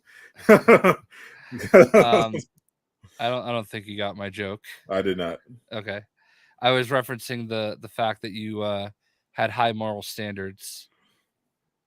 I said that was quite a surprise considering you're tall. Hi, that's what you were going. No, it was a black joke. That was a pretty weird convoluted race joke. Yes, it was a race joke. Is tall supposed to be a black stereotype? I thought that was fast. No, it was the like that you didn't steal. Oh, that I didn't steal. I thought it was funny in my head. You say there's definitely a way you could have told that racist joke without it being so over the. Yeah, well, I was trying to make it very clear that it was a joke, because see, that's your problem, Jay. You have to just go for the joke and deal with the consequences later. That is terrible advice, because you get it, but then it can take it out of context. Context, who cares? Yeah. Context, schmontext. Anyway, what's the worst that happened? You get canceled on Twitter. Yeah, and then I'll only have 12 people watching my Fortnite stream instead of 22. Actually, if you lean into it, you could probably get yourself up to 1,000 viewers. I could probably just switch to Rumble. Just go full right wing grift. I think they would smell me out. I don't even think I could fake that. Like, no, they're really stupid. It's so easy. Well, that's kind of fair too. it's so easy. Just if you just make one based point, they'll just assume you're one of them. Ugh. They don't care. It's so easy to grift. I really can't wait to be able to do more with Starfield though, because that you you can't know, talk about. yeah, I'm actually quite surprised that they let us be open and say that we're playing it. It seemed to actually cause them more trouble than it they thought it would, because like then it's just people bitching that they didn't get a review code and like begging for a review code even harder. Yeah, poor Cammy. Yeah, she posted something about how somebody like emailed her wanting to set up a meeting at like 2:00 in the morning Pacific time to account for the fact that they were in Europe. And I'm like, no, you accommodate for her. It yeah, doesn't work that way. Jesus. Yeah, it's always yeah. I guess that why this standard policy for them to say don't tell anyone that you have a copy. I think so. I think like it's just one of those things where they don't want people to know that it's out there. A lot of companies anyway. Yeah, You know? some are like with God of War Ragnarok, that people could just say if they that they got it. Yeah. Yeah, I just was very surprised because it was like a very specific point they made in the email saying that you can talk about on social media that you have it. Yeah, which is weird considering like you can't say anything else for 2 weeks. Yeah. and then like what's the embargo? The embargo lifts at like noon on 31st, and then early access is what, the first. Yeah. Yeah, so not So much something. I think when the embargo lifts, it's when it's available in New Zealand.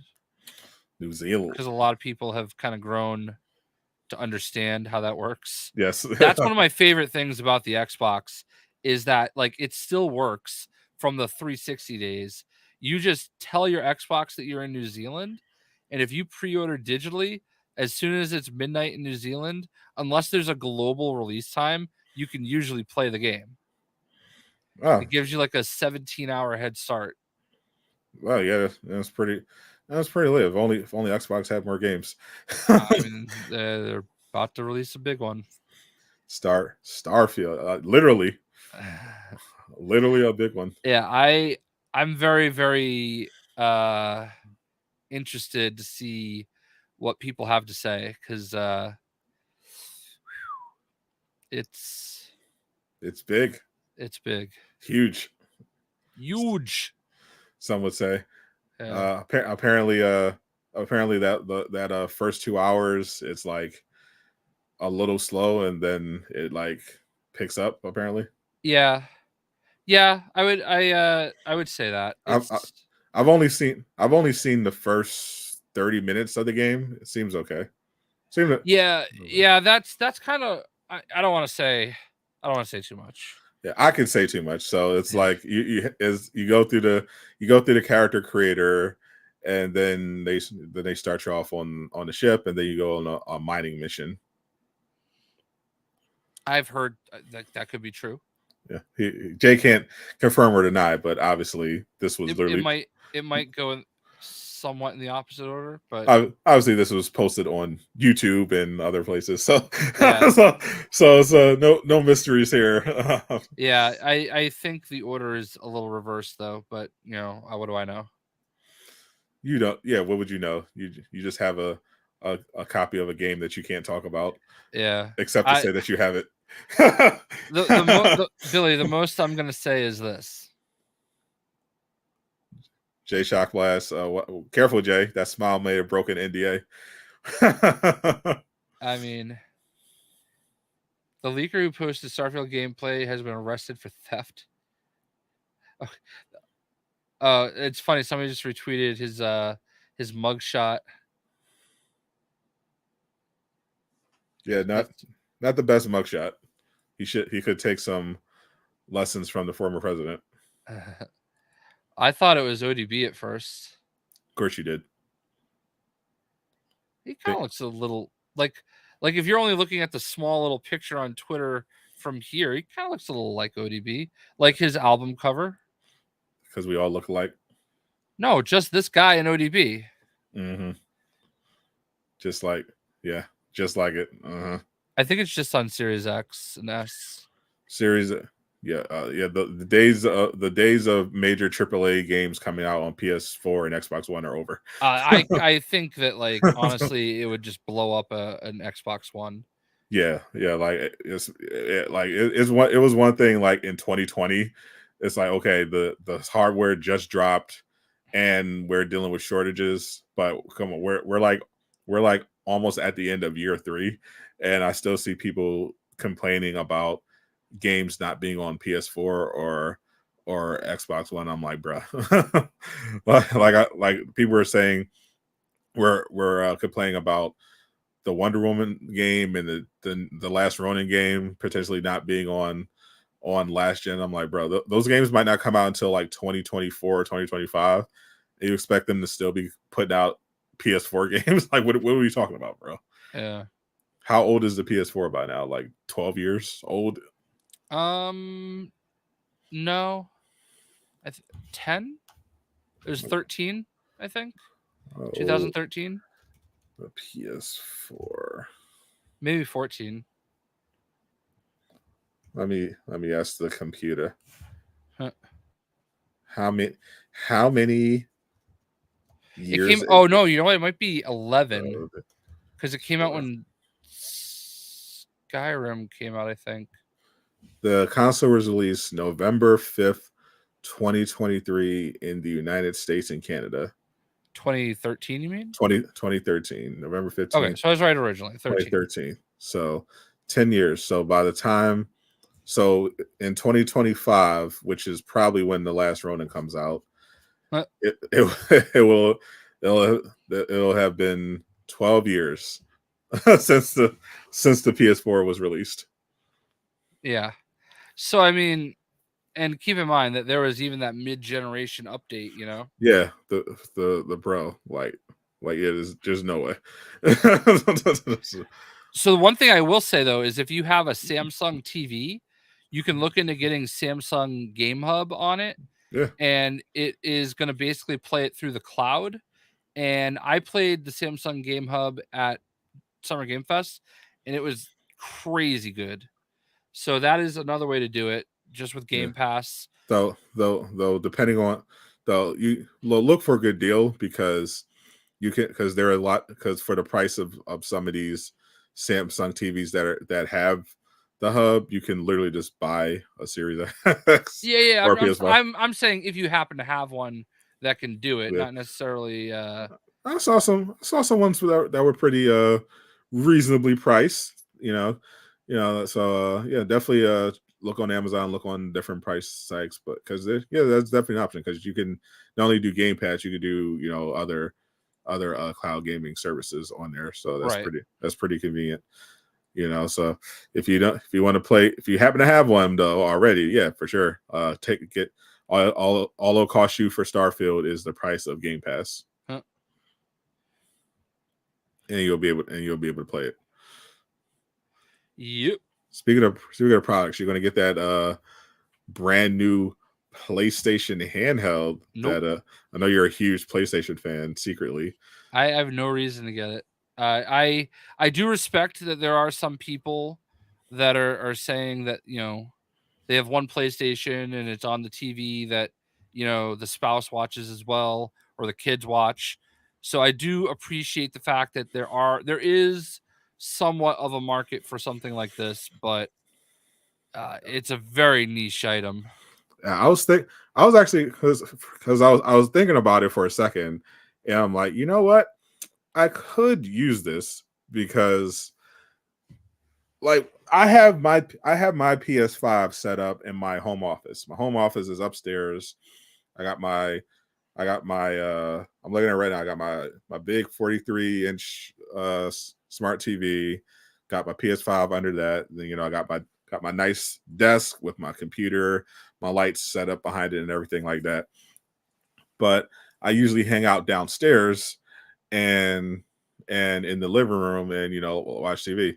So it would be nice, I would be thinking every once in a while, like, I want to play PS5 right now, but then I'd have to go upstairs and sit in my home office and sit in the chair and do all the things, where I kind of just want to lay in bed and just lay downstairs in the living room, and maybe I'm watching Ahsoka and it's a little boring, and I want to play some PS5 while I'm watching. So I can see that. I can get into that. And And here's the other thing to think about. Like, think about $200. like the Xbox Elite controller is about $200, right? A Scuff controller about $200. So you will see people go out and buy these premium controller experiences, and for the same price, you can get essentially a DualSense with a little TV screen in it. Yeah. Not ridiculous. When you think about some of their hardware, like the PS VR2 being ridiculously priced, I was curious to see what they would price this at, and 200 seems pretty fair. Yeah, pretty fair. And then they have some new headsets that come with it. Set of headphones. I remember they specifically advertised the headphones as you'll be able to chat on your headset on Discord and in the game at the same time. Something like that. Has multiple ports. Because I remember I would love to listen to when I'm gaming. I want to listen to the game on my gaming headphones. But if I do that and I'm streaming, the chat can't hear anything. They can't hear the game. So yep, that is a fact. That is one of the first world problems of PlayStation. Yeah, that has always been the bane of my existence, because I need headphones. I'm hearing impaired, and it just I have to have headphones. So I ended up just using these, and so because I just plug these into my computer, and I just use the audio out of the computer and run it like that. But I would prefer if I could just have my Pulse headphones, and I could still chat, have the game, listen to the game audio, the 3D audio, but also have a conversation in Discord or whatever have you, and to still be able to stream it. So that's a nice little convenience there. Yeah, one of the beautiful things though is that we're getting closer to the Discord integration across the board, where especially on Xbox right now, you can join a Discord call from your Xbox. So that's making it a lot easier, and PlayStation will get that eventually. And it's beautiful. Because I won't even do voice chat in games or on Xbox Live anymore. Strictly Discord. You have to, Strictly Discord. Yeah, you have to do it if you want to talk to me during the game. Got to be on Discord. It sounds better for us. It's just a better experience for our streams and our videos and whatnot. And you also have to tip Jay $200. Yeah, I wish. But yeah, speaking of hardware though, and peripherals with PlayStation, I got my email confirmation from both Best Buy and PlayStation for my side plates and Spider-Man controller. I heard. I saw PlayStation. The Spider-Man countdown was talking about a bunch of people have been reporting that. I checked Amazon because I ordered my controller. I originally got mine on Walmart, and then when I realized it was on Amazon, I canceled that and got it on Amazon. Yeah, I don't know what I'm gonna do with I just prefer Amazon. I'm not sure what I'm gonna do with my controller. I ordered an extra one. I might just keep it in the box and never open it and just stash it. Yeah. Because those things are worth money eventually, For sure. For sure. I have the Gears of War Elite controller. It was a very limited run, and I looked once. I haven't looked in a long time, but I looked once and it was like $400 on eBay. Mine is a little dusty, so I have to clean it up. But yeah, I stopped using it. That was the day I stopped using it. Well, I might. It's funny, because I literally just wanted the controller because I was like, I can't justify dropping $500 for the bundle. Right. And I don't generally, I just don't like messing with my PS5. Right. That's why I didn't want the plates. Yeah. That's really I didn't want. That's the real reason I didn't want the plates. I don't like this with the PS5, so that's why I like the controller. It says it's shipping on the 4th. We According, both are. yeah, on the 4th. So that's when that was the arrive date. I think it said for Amazon. So we're it's the same for Best Buy. I just got it. Your order is about to ship. It's about to ship. Does it have an estimated? 24th. Let's see.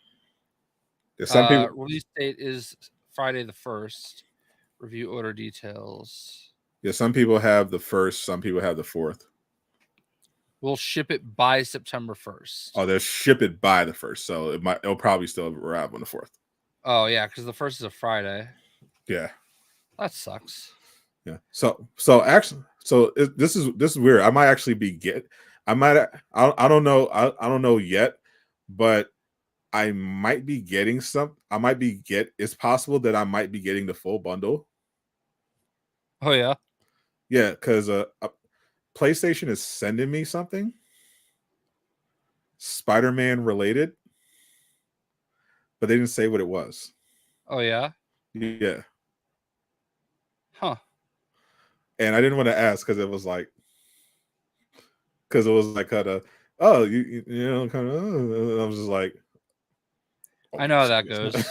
I was like, just send it. I'll take whatever it is. Yeah, that's cool. Yeah, I'll let you know if I can. I'll let you know what it is. Nice. Congrats. Yeah, I'm moving on up to the Shockblast level. Slowly. Listen, you get those emails and you're just like, I don't know what to do with this information, but yeah, I'm like, I'm not getting my hopes up too high, but I'm like, I have no idea what it could. You think they're just going to send me a T-shirt? Who knows? Well, I have like for both both UPS and FedEx, I have it so that if any package gets sent to me, like I get an email notification. So I get email notifications when stuff's like sent to me on surprise. And I'm like, oh, who is this sending me this? And I'll like Google it and everything. I'm like, oh, interesting. And then I'll look at the weight of the package. So, but yeah, I had something that showed up recently. Always a Sword, streaming on Shout TV. They sent me their San Diego Comic-Con exclusive 20-sided die. See, I'm not Jayshockblast level yet. I don't get random stuff. Like I can account for all the stuff being sent to me. Like Capcom told me already they're sending me a welcome package, so that won't be a surprise. Then Jay gets surprise die in the mail and collector's editions. WrestleQuest sent me these sweet shades. Definitely look like you pulling over a black man on the highway. Those little personal handwritten card. That's a nice touch. People don't write by hand enough these days. Yeah. There's a couple other things in there. There was like one of them is actually, I don't know where oh, there it is. Sweaty Betty's Muscle Sheen. That sounds horrible. Yeah. or something that would sell well on OnlyFans. Yeah. Billy gets it. This is obviously a Macho Man reference. Oh yeah. That didn't sound as upsetting as I thought it would. So good for you, Jay. Overall, though, did you enjoy the Gamescom experience? I mean, it was cool. It was fine. Yeah, like I felt like it was pretty much what I expected. Like nothing blew me away. It was just like, yeah, the games that I expected were going to be there were there. They showed some stuff. Alan Wake 2 looked cool. You know, I still have to play the first one, but you know, Control was great. So I'll probably dig it. You know, otherwise it was like, I mean, I felt like they showed way too much Call of Duty. that was a long Call of Duty segment. Yeah. But the Mortal Kombat one was fun. I had a lot of fun getting all the names wrong on purpose. That was a good. That was a good time. It's funny because when we were at the studio, like all the devs were ribbing them too. It was really good. Both of them, Max and Caboose. Yes. Oh my god. I'm glad that we could all have fun at their expense because Jesus, that was so cringe. Yeah, they handled it pretty well. Yeah, I can't believe this stuff. Every day I'm surprised by the pettiness of the gaming community. Yeah, it's crazy. It's absolutely ridiculous. But speaking of ridiculous, this apparently surprised Jay, who's not in the know, because he's such a busy guy. He's globetrotting. He didn't tell me this information. I had to find it while doing prep for this show. But Constantine 2 is apparently a thing. I had no idea. I feel like we did hear Keanu wanted to do it like a year ago or something, but I didn't know that we were at this point. We got this from the direct. Constantine 2 is reportedly in development at Warner Brothers with John Wick's Constantine with Keanu Reeves coming back from the role. I like that. I like that movie. Let me see.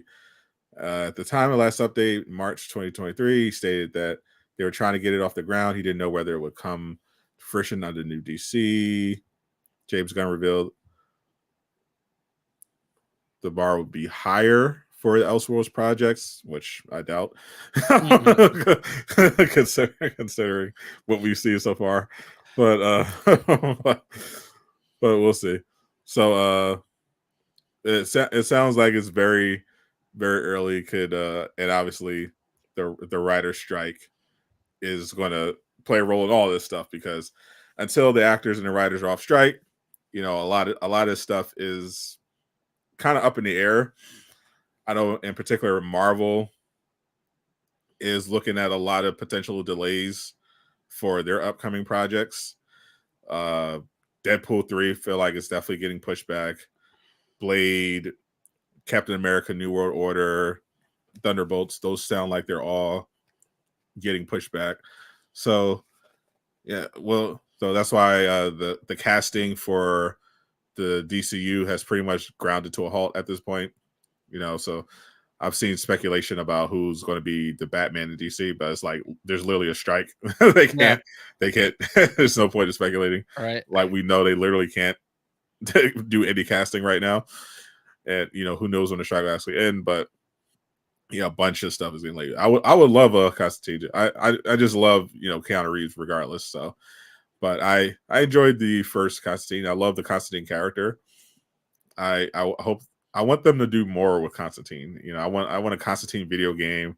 I want more Constantine programming in general. Hopefully Warner Brothers one day decides to make a Constantine video game, because I think it would do very well. I concur. You have fans out there, so I liked Matt Ryan as Constantine too, though. The Arrowverse one? Yeah. Oh yeah, he was fantastic. Yeah, I thought he did a good job, especially with the show. He was perfect. It was a shame that Legends of Tomorrow completely went off the rails, but yeah, before it did, he was great. Yeah. I liked the single season show. Like I wish that show got more, because he's perfect. He's a perfect Constantine. He's like great. I agree. I thought it was great. Even though I love Keanu Reeves, I didn't think he was the better Constantine. I thought that for once the CW had the better the casting choice in that regard. Same for the Flash. Grant Gustin, much better than the live action Ezra Miller. They removed Andy Samberg's line from the home release version. Oh, they did. Oh, should we investigate this? I don't know anything about it. I don't know anything about either. What's going on here? A line of dialogue from his Ben Reilly Scarlet Spider was removed and replaced in Across the Spider-Verse. What's the line? During the Spider Society chase in Spider-Verse 2, Andy Samberg's Ben Reilly gets Miles Morales in a momentary headlock. In the original version of the film, he says, This is called a sleeper hold. I'm using my bicep to constrict you." In the digital version, this line has been removed by Sony Pictures Animation and changed to, "I've got you trapped in my well-defined musculature, so don't even." Oh, Okay. all right. Well, dramatic change there. I like Yeah. the original one better. But who cares? Not that. Yeah, probably Sadot making one too many bigot jokes made him change it. Maybe I just remember. I don't think I made any. I don't think I said anything much negative about Across the Spider-Verse because I just love that movie so much. It was such a great movie. I love even the fact that it was a part one of those part 2 things that usually are annoying. They actually pulled it off pretty well. Yeah. And it was nice to see for once a superhero film that doesn't suck or isn't aggressively mid. Like speaking of Loki season 2 might have something interesting because even though I chicken trashed, nuggets. No, well, it'll have Jonathan Majors in. He's definitely interesting. Yeah. For reasons not related to his character. But the one thing Ahsoka did right, in which I'll say, I said a lot of mean things about the show, and it was deserved. But one thing Ahsoka did right was it didn't release at 3:00 in the morning. Yeah, I liked that. They released it at 9 p.m. of reasonable time. So that people could actually watch it together and react and they could actually build hype off it. So I think that's a good shift. If I actually cared more about Ahsoka, I would have did a watch party. But I did. But for a Loki, I'll probably do that. If they follow suit, they should probably do it like have it come on a Thursday 9 p.m. I think that would be good for it going forward. And if they do, I'm definitely doing a watch party because Nice. I did 2. I could only tolerate 2 watch parties for Secret Invasion because I was like, I'm not going to keep waking up at 1:00 in the morning so I could set up a stream for Secret Invasion, especially since the show was so terrible. I was like, it's not worth it. Like if it was like a lot of people watching too, I would have made an exception. But I'm getting like 30 concurrent viewers for at 3:00 in the morning for Secret Invasion. It's not worth it. Nope. I'd rather just get the extra sleep and shit on it on the Aftershow podcast at a reasonable hour. So if Loki follows suit, then I think we'll be okay. I think that's now the show itself. Who knows? Hopefully it's good. But at this point, when it comes to the Disney stuff, I'm just gonna go in with as low expectations as possible. Just like so I could be like kind of Jayshock, not completely like Jayshockblast. I can't turn my brain off completely, but I can at least lower my expectations to the point where it'll be harder for me to be disappointed or I could just be like, oh yeah, wow, I thought this was going to be complete absolute dog shit, but it's just shit. Human shit. I don't know. That feels like it's so much worse though. Because like dog shit you can explain, but human shit can be explained pretty easily. Just ask anyone in San Francisco. They can tell you exactly where it comes. Yeah. What's going on with it. I think I want to enjoy all these shows because I've seen, believe it, I've seen almost every single Marvel project. I noticed that because I just got Hulu because I was just so tired of Disney Plus gatekeeping anime from Americans that I just went ahead and grabbed Hulu. And you watch And MODOK and oh hell no! But I did notice there was another Marvel show that's animated. I've literally never heard of it. oh, is it Hit Monkey? Yeah, I think it was Hit Monkey. Yeah. I literally never heard of this. Hit Monkey is I think he came out of a Deadpool comic. It looked like it. Yeah, he was, I think, hired to kill Deadpool. Yeah, I've never heard. I knew about the MODOK show, and I had zero intention of ever watching that. But other than that, I've seen the only Marvel projects I haven't seen besides the ones that I like, MODOK was I haven't seen I Am Groot yet, and I haven't seen Hit Monkey because I didn't know it existed. I Am Groot's cute. It's short. It's quick. Hit Monkey, I haven't watched either. I think I will because I'm enjoying Hulu a lot more than Disney Plus at the moment. Though I do plan on finishing Star Wars Rebels because unlike the Disney Star Wars offering, it's actually good. Well, at least we gave you that. Rebels is a very beloved show, a lot like Clone Wars. Their animation has always been amazing, Yeah, it's good. The characters are interesting. Sabine is very cute. I can see why Erwin is down so bad and just in the first episode. Like it's a really good show. It's got action. It's got Darth Vader. It's got competent writing, good pacing, solid editing, good music. Who does it have? It has oh my god, I used to be in Injustice 2. I was in his guild. Well, I can't think of his name. Brian Wagner. No. He's an actor that voices Kanan. Jonathan Majors? No. Married to a blonde Sabrina the Teenage Witch. He's married to Melissa Joan Hart? Yes. Melissa Joan Hart.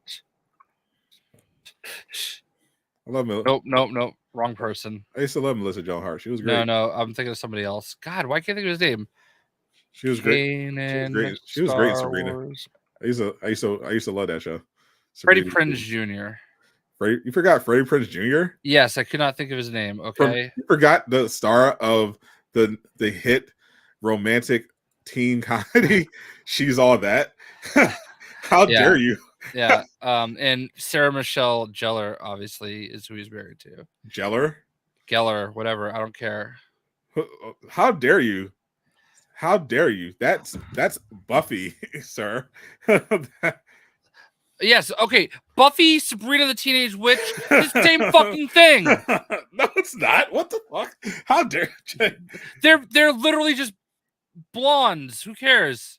Jay has just been canceled by 2 different phantoms.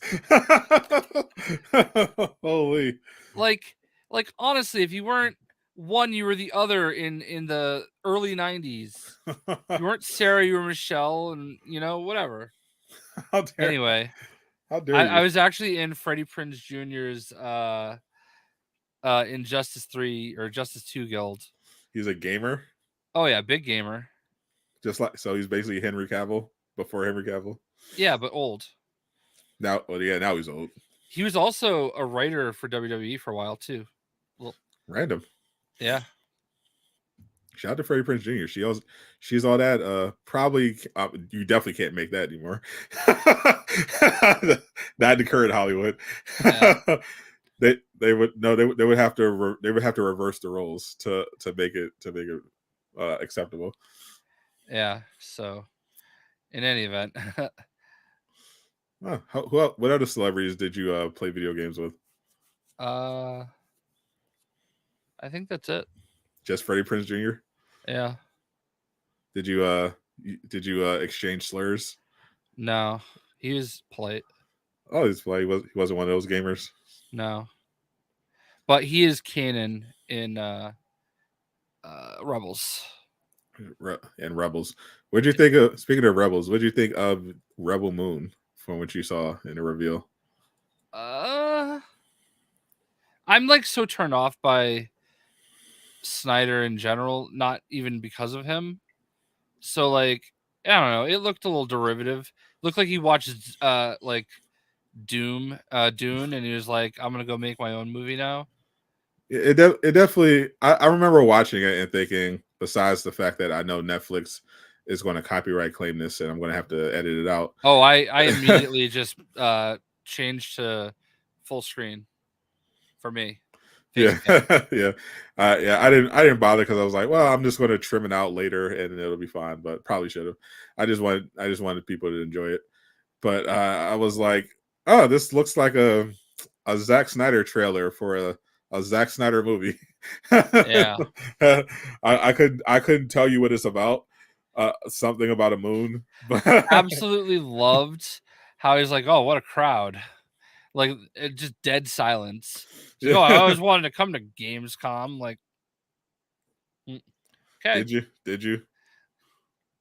Yeah, I was. Yeah, I was like, yeah, just show the trailer, man. I was actually more interested in the game. I wanted to learn more about what kind of game it was because it might be okay, but I definitely personally think Snyder is pretty overrated. There was hold on, I gotta look this up. There was a video game that was based on a TV show that was on USA. You don't say. No, like they were supposed to be like hand in hand. Like it was like a interesting concept. What was it called? Was it one of the popular ones? It was not popular. Oh no, I only know the popular ones. The game was actually decent. It was like an MMO. Hold on. My Voodoo, my TV. I only know like Monk, Suits, I thought I redeemed White Collar. I wish I could remember what it was called. It was like a sci-fi. Yeah, I'm not familiar with it. There was some. I'm trying to think. USA sci-fi.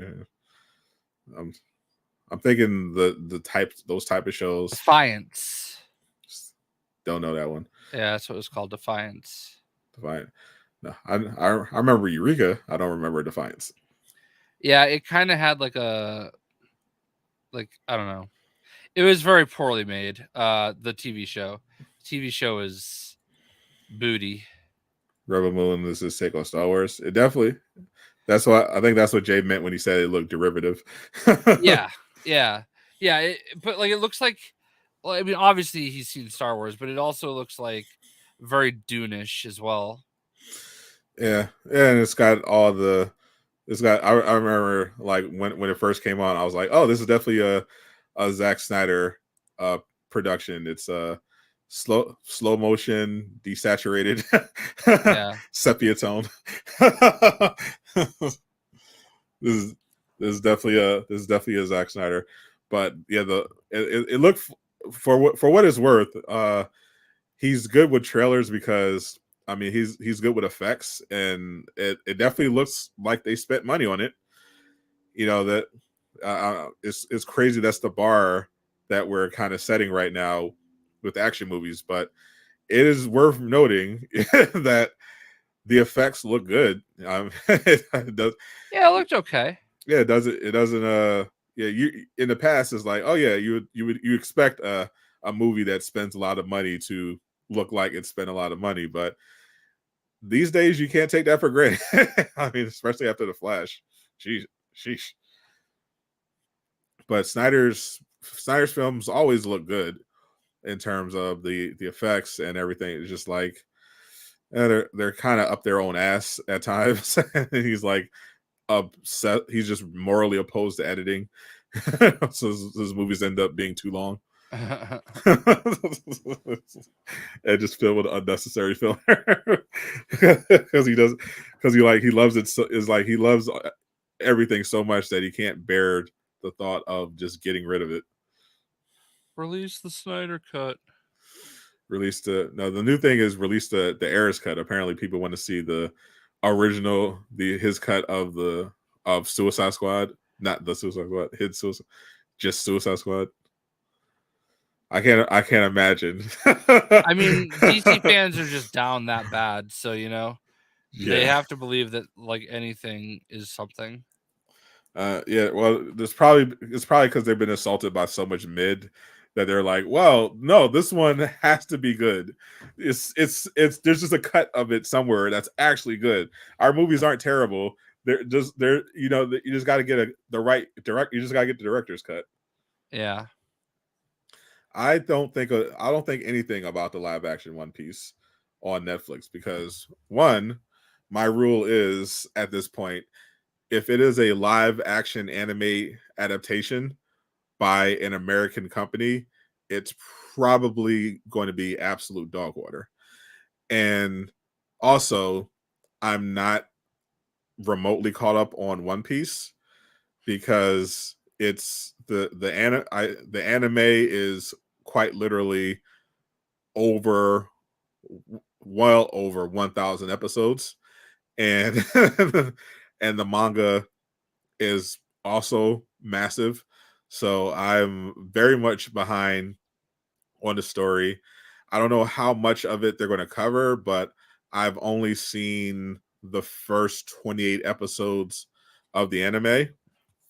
I could, read through the manga and in anticipation for the live action, but why would I when it's probably going to be shit?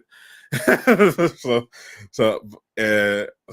there's other stuff, anime and manga I'm prioritizing. I'm deciding that I'm saving One Piece for a time when I like get a bunch of money and can afford to take a vacation. And my thinking was that I would take I would take a vacation and spend that vacation giving One Piece a chance. Reading the manga, watching through the anime, skipping the filler, and just making that my treat. But until then, yeah, I'm not going to watch the movie, especially after how dog shit Death Note Netflix version was, and because I'm sure if I did watch the manga, read the manga and anime, I'd probably hate it. So I'm going to pass on it. It's just the unfortunate reality. I think the only live action anime adaptation I've seen that wasn't terrible. That is not even the bar. That was actually good was the live action adaptation of Erased. That one was surprisingly not only good, but arguably better than the anime in some ways. Like visually, the anime looked better, but the way they adapted the ending was better in the live action one. But it surprised me. And I think the reason why Erased was so good was not only did you have people who gave a shit, but it's the type of story that I think they should do more adaptations of, because the reason why a lot of these adaptations are bad is because it's really hard to translate animation to live action when you're talking about like an action centric show or anything like that, because you're just not going to be able to recreate that in live action unless you spend a lot of money and have a lot of really talented people, and even then it's not going to really be the same. So it just ends up being pretty shit. But I mean, they didn't have that excuse with Death Note. They just didn't care. That was an issue. Like Death Note was one of those animes that you could do a really good adaptation of, because even though it's like a thriller, it's a thrill ride to have you on the edge of your seat the entire time. It's not a battle anime. It's not action heavy. It's like it's a psychological mystery, suspense type of thing. It's mostly, even though it has like supernatural elements, it's mainly like a cat and mouse game between two really smart people trying to outdo each other. Jay's not an anime guy, so he has probably no idea what a Death Note is. I mean, I know what Death Note is. I mean, But, like I see like the titles and stuff, and like I understand. Like obviously, I scroll through Netflix and I see it. So if you scroll through Netflix and read the description, you don't know Death Note at all, unfortunately. well, I mean, I understand that it's the basic show. premise. The basic premise. A kid gets a book that if you write the name down of someone, they die. Yeah. That's the basic premise. Yeah, everything else, yeah, Netflix completely fucked it. But Erased is actually something you probably get into. It's like another kind of psychological, supernatural mystery.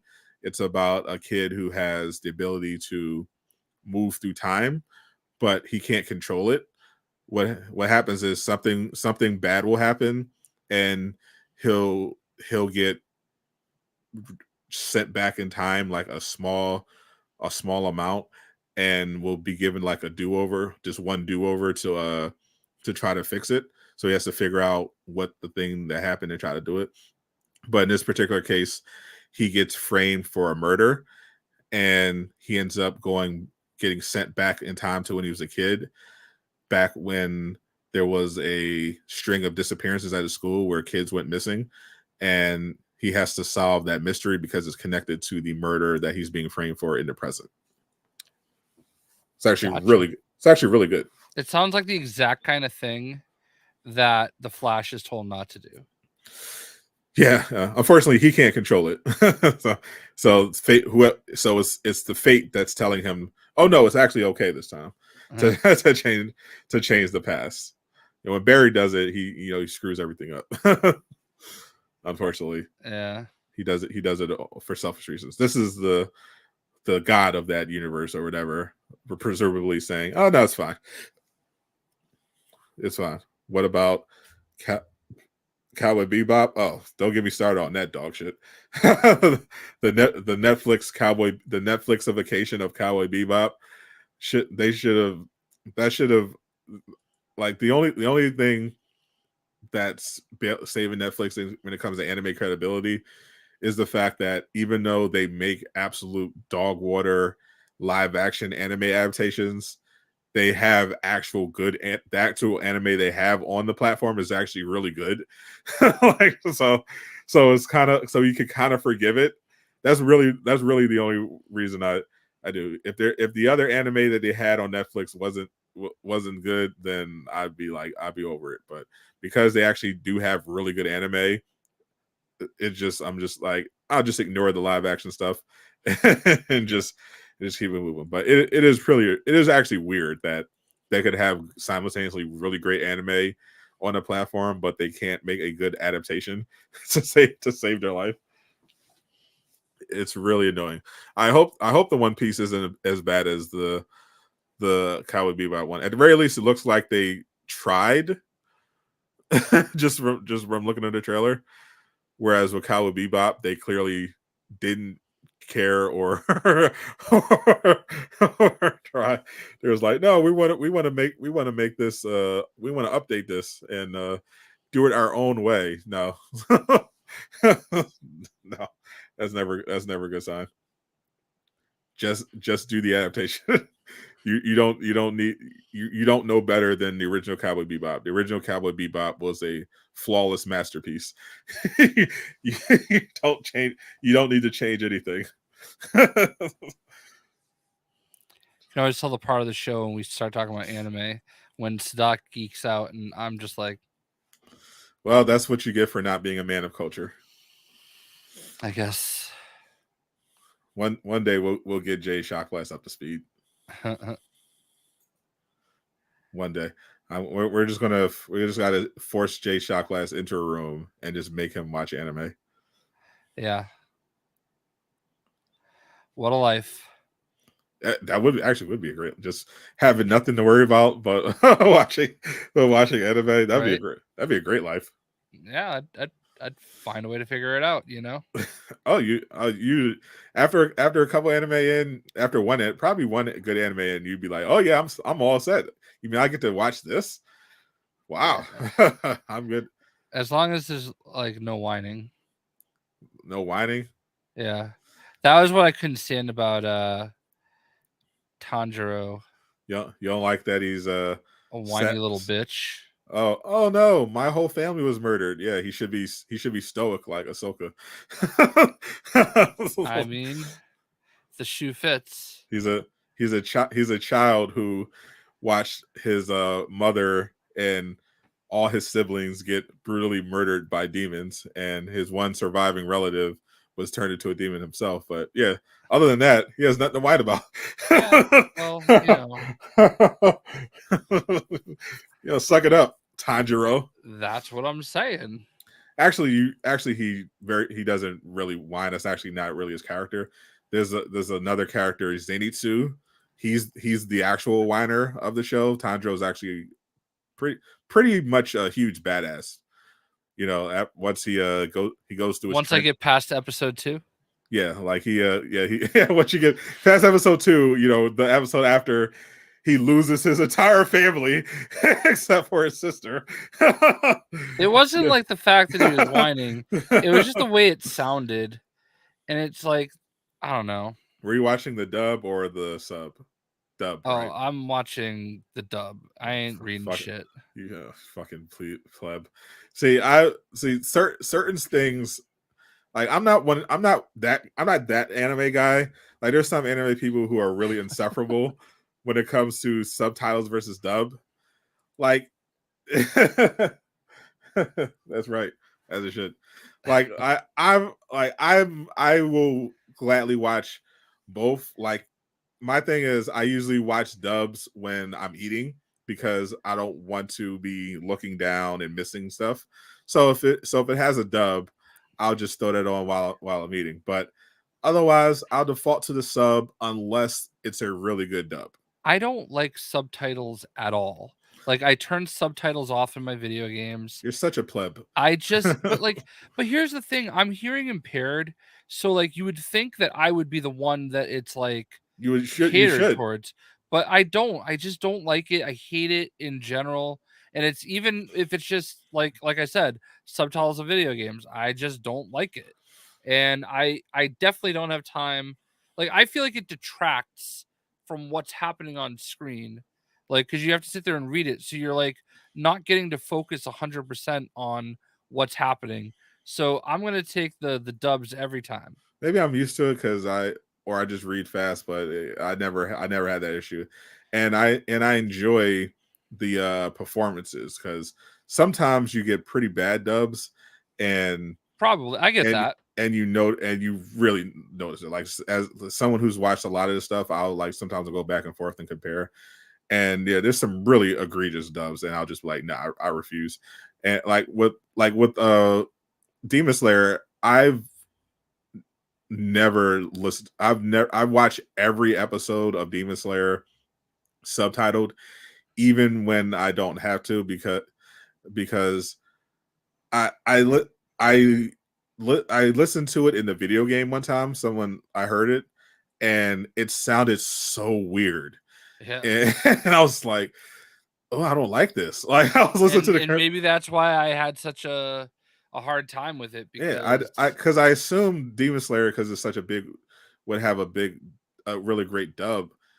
And that's usually the case with these big shonen, but I didn't like it. I didn't like it at all. Like I love one of the reasons why I watched the sub version is because the voice the acting is tremendous. It's so good in the dub and the sub, and you can really feel the emotional beats and everything. Like it's so well delivered. And I just remember listening to a bit of a dub, and I'm like, "Oh, this sucks." But it's not usually the case. Like My Hero Academia, I go back and forth, but I prefer the dub on that one because they have like one of the best dub casts you can have, and they do a phenomenal job. So that I would recommend. I can vouch for that. That has a great dub. Jujutsu Kaisen has a good dub, but yeah, Demon Slayer, I hate it. I don't like it. It's funny because the English voice actor for Tanjiro is at like every Yeah, I go to. I'm sure he's like, actually, who is the voice actor for? I think his name's like Zachary something, like a Spanish name. This actor. The English one is Zach Anglar. Yeah. It says. See, I knew because I just keep seeing his name everywhere, and he voices like a ton of characters.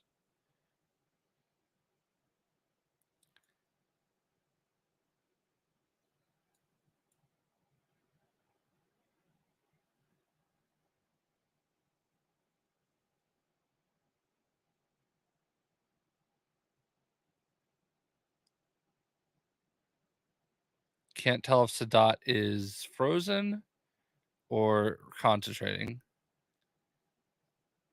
Am I crazy here? Yeah, I think he froze. I was waiting because I thought he might be reading. No, I had There he to is. change my VPN location Gotcha. to get a better internet. Yeah. Steven is correct. Dragon Ball has the best dub, hands down. Yeah, no, it's funny because at first I was looking away, and then I realized, oh, maybe he's reading. No, I think he's frozen.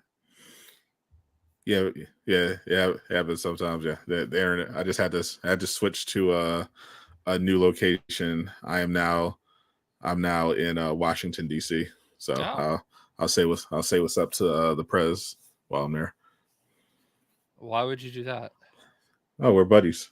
Well, he's obviously not there. Couldn't be bothered.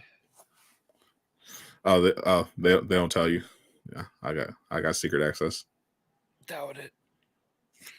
I'm a big shot, Jay. You don't know. Fair enough. They know me. They know me now. My name rings out. They've been watching my Spider-Man videos. They're big fans over there. Is that what they're telling you? Yeah, they're big fans of the White House. Is that what they're telling you is the reason they're keeping an eye on you?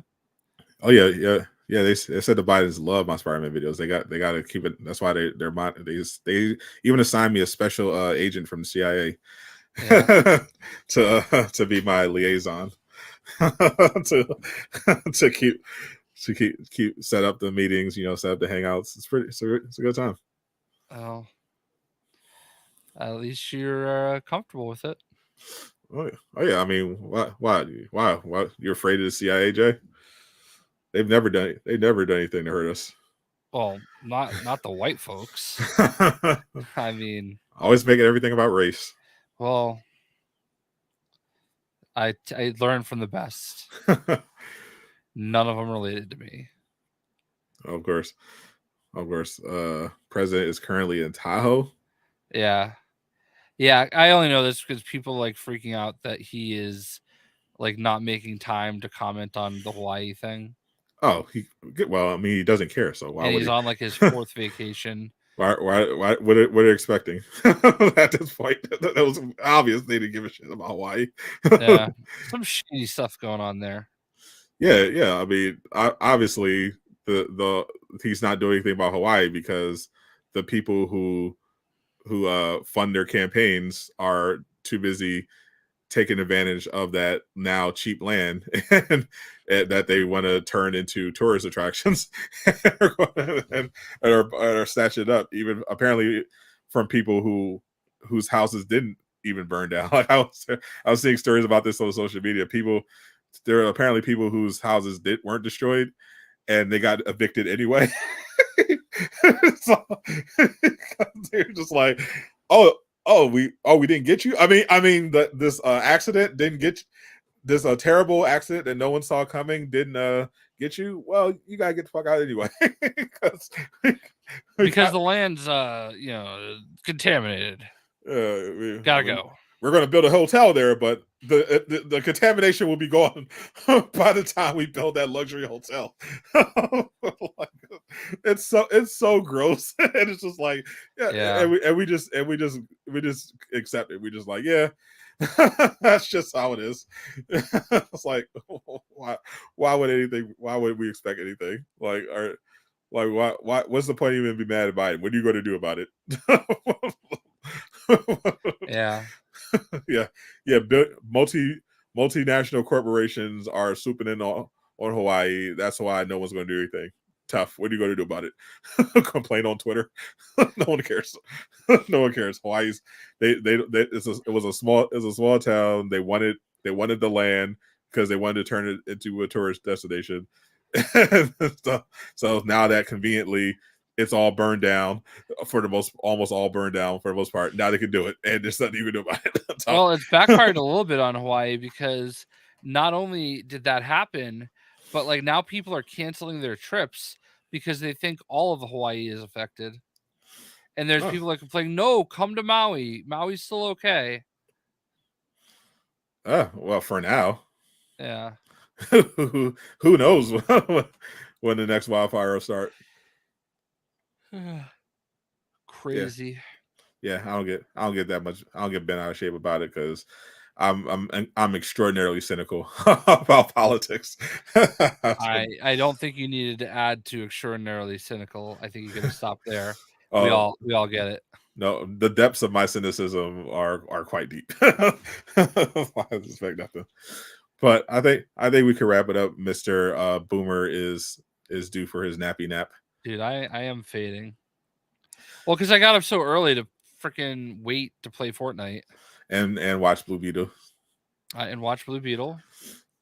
Also watched Big Brother and The Challenge and the second to last episode of The Bachelorette.